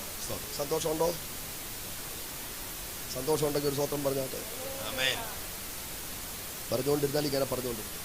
അതുകൊണ്ട് തുടർന്നേ പോകും. ഒറ്റ വാക്ക് പറഞ്ഞ് ഞാൻ അവസാനിപ്പിക്കും. ഒരു വാർത്ത ചൊല്ലി. എന്തിനാ അഴിച്ചത്? എല്ലാം അഴിയപ്പെട്ടതാ ഇതിനകത്തിരിക്കുന്നത്. അവിഴ്ക്കപ്പെട്ടതാ ഇങ്ങ ഉള്ള ഇരിക്കുന്ന എല്ലാരും എതற்காக അവിഴ്ത്താർ? അതുകൂടി പറയാതെ പോകാൻ പറ്റത്തില്ലല്ലോ. അതേ കൂടെ ചൊല്ലാമൽ മുടിവടയാതെ കഴുതയുടെ കഴുക്കെട്ടഴിച്ചു. കഴുതയുടെ കട്ട അവിഴ്ക്കപ്പെട്ടത്. നിങ്ങൾ ഇനി അതൊരു പിക്ചറായി, ഒരു ഭാവന പോലെ ഓർത്തോണം. നിങ്ങൾ അതേ ഒരു പടത്തിലെ പാർക്കുന്നത് പോലെ നിങ്ങൾ ധ്യാനിക്ക വേണം. ജീവിതത്തിൽ കേറത്തില്ലെന്ന് സ്വയം ചിന്തിച്ച പട്ടണത്തിലേക്ക്, എൻ വാഴ്ക്കയിലെ ഞാൻ ഒരുപോതും ഉൾപ്രവേശിപ്പതില്ലേ എന്ന് നിனைத்ததான പട്ടണத்துக்குள்ளே, പട്ടണത്തിലേക്ക് കഴുത തിരിച്ചു കയറുന്ന ഒരു രംഗം ഒന്ന് ഓർത്തേ. அந்த പട്ടണத்துக்குள்ளே ഇത് കാലെടുത്ത് വയ്க்கிறதான அந்த തരുണത്തെ ഒന്ന് ചിന്തിച്ചു പാരുங்க. ആര് നിമിത്തം? യാർ നിമിത്തം? യേശു നിമിത്തം. യേശു നിമിത്തം. രാത്രി ജീവിതത്തിൽ സാധ്യതയില്ലാത്തടത്ത്, വാഴ്ക്കയിലെ ഒരുപോതും നടക്കാതെന്ന് നിனைத்தேടത്തിൽ നമ്മുടെ ജീവിതത്തിൽ നടത്തി തന്നത് എന്റെ യേശു. നമ്മുടെ വാഴ്ക്കയിലെ നിറവേറ്റി തന്ന നമ്മുടെ യേശു. ഹല്ലേലൂയ. ആമേൻ. അവനകത്തോട്ട് വരുന്ന രംഗം ഒന്ന് ഓർത്തേട്ടെ. அந்த பட்டணத்துக்குள்ளே வருகிறதான அந்த சூழ்நிலையை ஒன்று சிந்தித்து பாருங்கள். യേശു കഴുതയുടെ മേൽ കയറി. യേശു കഴുതയിൻ മേൽ ഏറി. യേശു എന്തിനാണ് നമ്മളെ കെട്ടടിച്ചെന്ന് പറയാൻ പോവാ. യേശു എதற்காக നമ്മുടെ കട്ട അവിழ்ത്താർ എന്ന് ചൊല്ല പോகிறேன். കെട്ടടിച്ചോണ്ട് വന്നു, കട്ട അവിழ்த்து கொண்டு வந்தார். എന്നിട്ട് യേശു പറയാ, യേശു ചൊല്ലുகிறார், മോനെ നിന്റെ കെട്ടഴിഞ്ഞല്ലോ, മോനെ ഉന്റെ കട്ട അവിழ்ക്കപ്പെട്ടതല്ലവാ, നീ ഇഷ്ടമുള്ളിടത്ത് വെക്കോ, നീ ഓൻ വിരുപ്പം പോലെ മനം പോലെ പോ. അങ്ങനെയാണ് യേശു പറഞ്ഞത്. அப்படியே சொன்னார். അഴിയപ്പെട്ടവന് ദൗത്യമുണ്ട്. அந்த அவிழ்க்கப்பட்டவனுக்கு அவருடைய தீர்மானத்தின்படியான ஒரு தீர்மானம், ஒரு உத்தரவாதம் உண்டு. യേശു കഴുതയുടെ പുറത്ത് കയറി. യേശു കഴുതയിൻ മേൽ ഏറിனார். എന്നിട്ടൊരു നിയോഗം കൊടുത്തു.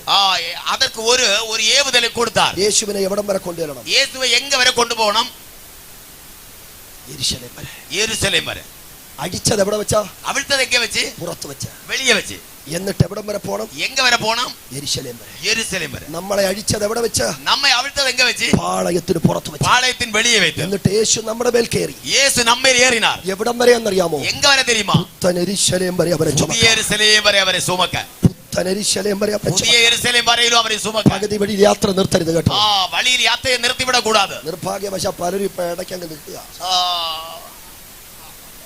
அதாவது பாக்கியம் இல்லாமல் அநேகர் வழியில் நிற்கிறார்கள். എന്നാന്നറിയാമോ? അതുകൂടി പറയണമല്ലോ. ஏன் தெரியுமா? യേശു മേലെ കയറി. യേശു മേലെ ഏറിனார். കഴുത പുറത്തോട്ട് ഇങ്ങനെ നടന്നു വരിക. കഴുത எப்படி നടന്നു വരുகிறது? അപ്പൊ മുൻപിൽ എന്ത് വിരിച്ചു?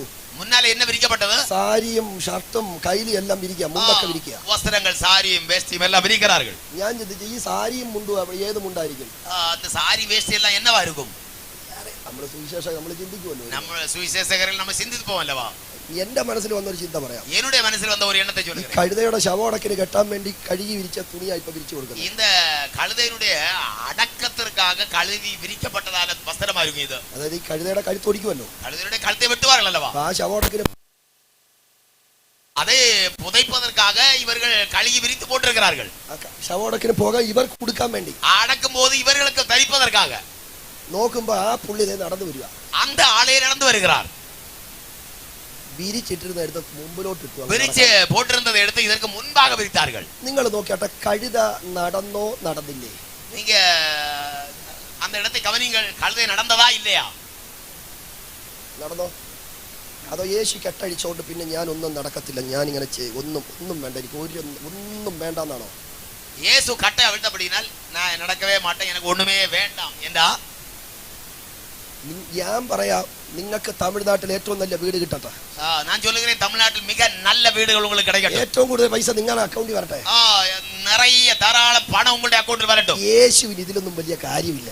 இயேசுக்கு അതൊന്നും ഒരു വിഷയമല്ല. കർത്താവിന്റെ പിള്ളേ, നിങ്ങൾ ആ വചനം ഒന്ന് ശ്രദ്ധിച്ചേ. அந்த வசனத்தை கவனிங்கள். നമ്മുടെ കുഴപ്പം പറയാൻ പോവാ. നമ്മുടെ കുഴപ്പത്തെ சொல்ல போறேன். തുണി വിരിച്ചു, വസ്ത്രം വിരിക്കപ്പെട്ടത്, കഴുത മാറി നടന്നില്ല. കഴുത അതിന് വെളിയെ നടക്കവില്ല. യേശു മുകളിലുണ്ട്, യേശു മേലെ ഉണ്ട്, കഴുത ഇതിന്റെ മുകളിലൂടെ നടക്കുക. കഴുത அந்த വസ്ത്രത്തിൻ മേൽ നടക്കണം. കുറച്ചുകൂടി മുന്നോട്ട് പോയപ്പോ கொஞ்சம் கூட முன்ன போன போது കുരുത്തോല ഇട്ടു, കുരുത്തോല போட்டார்கள், വാഴയില ഇട്ടു, മരക്കിളകളെ போட்டார்கள்.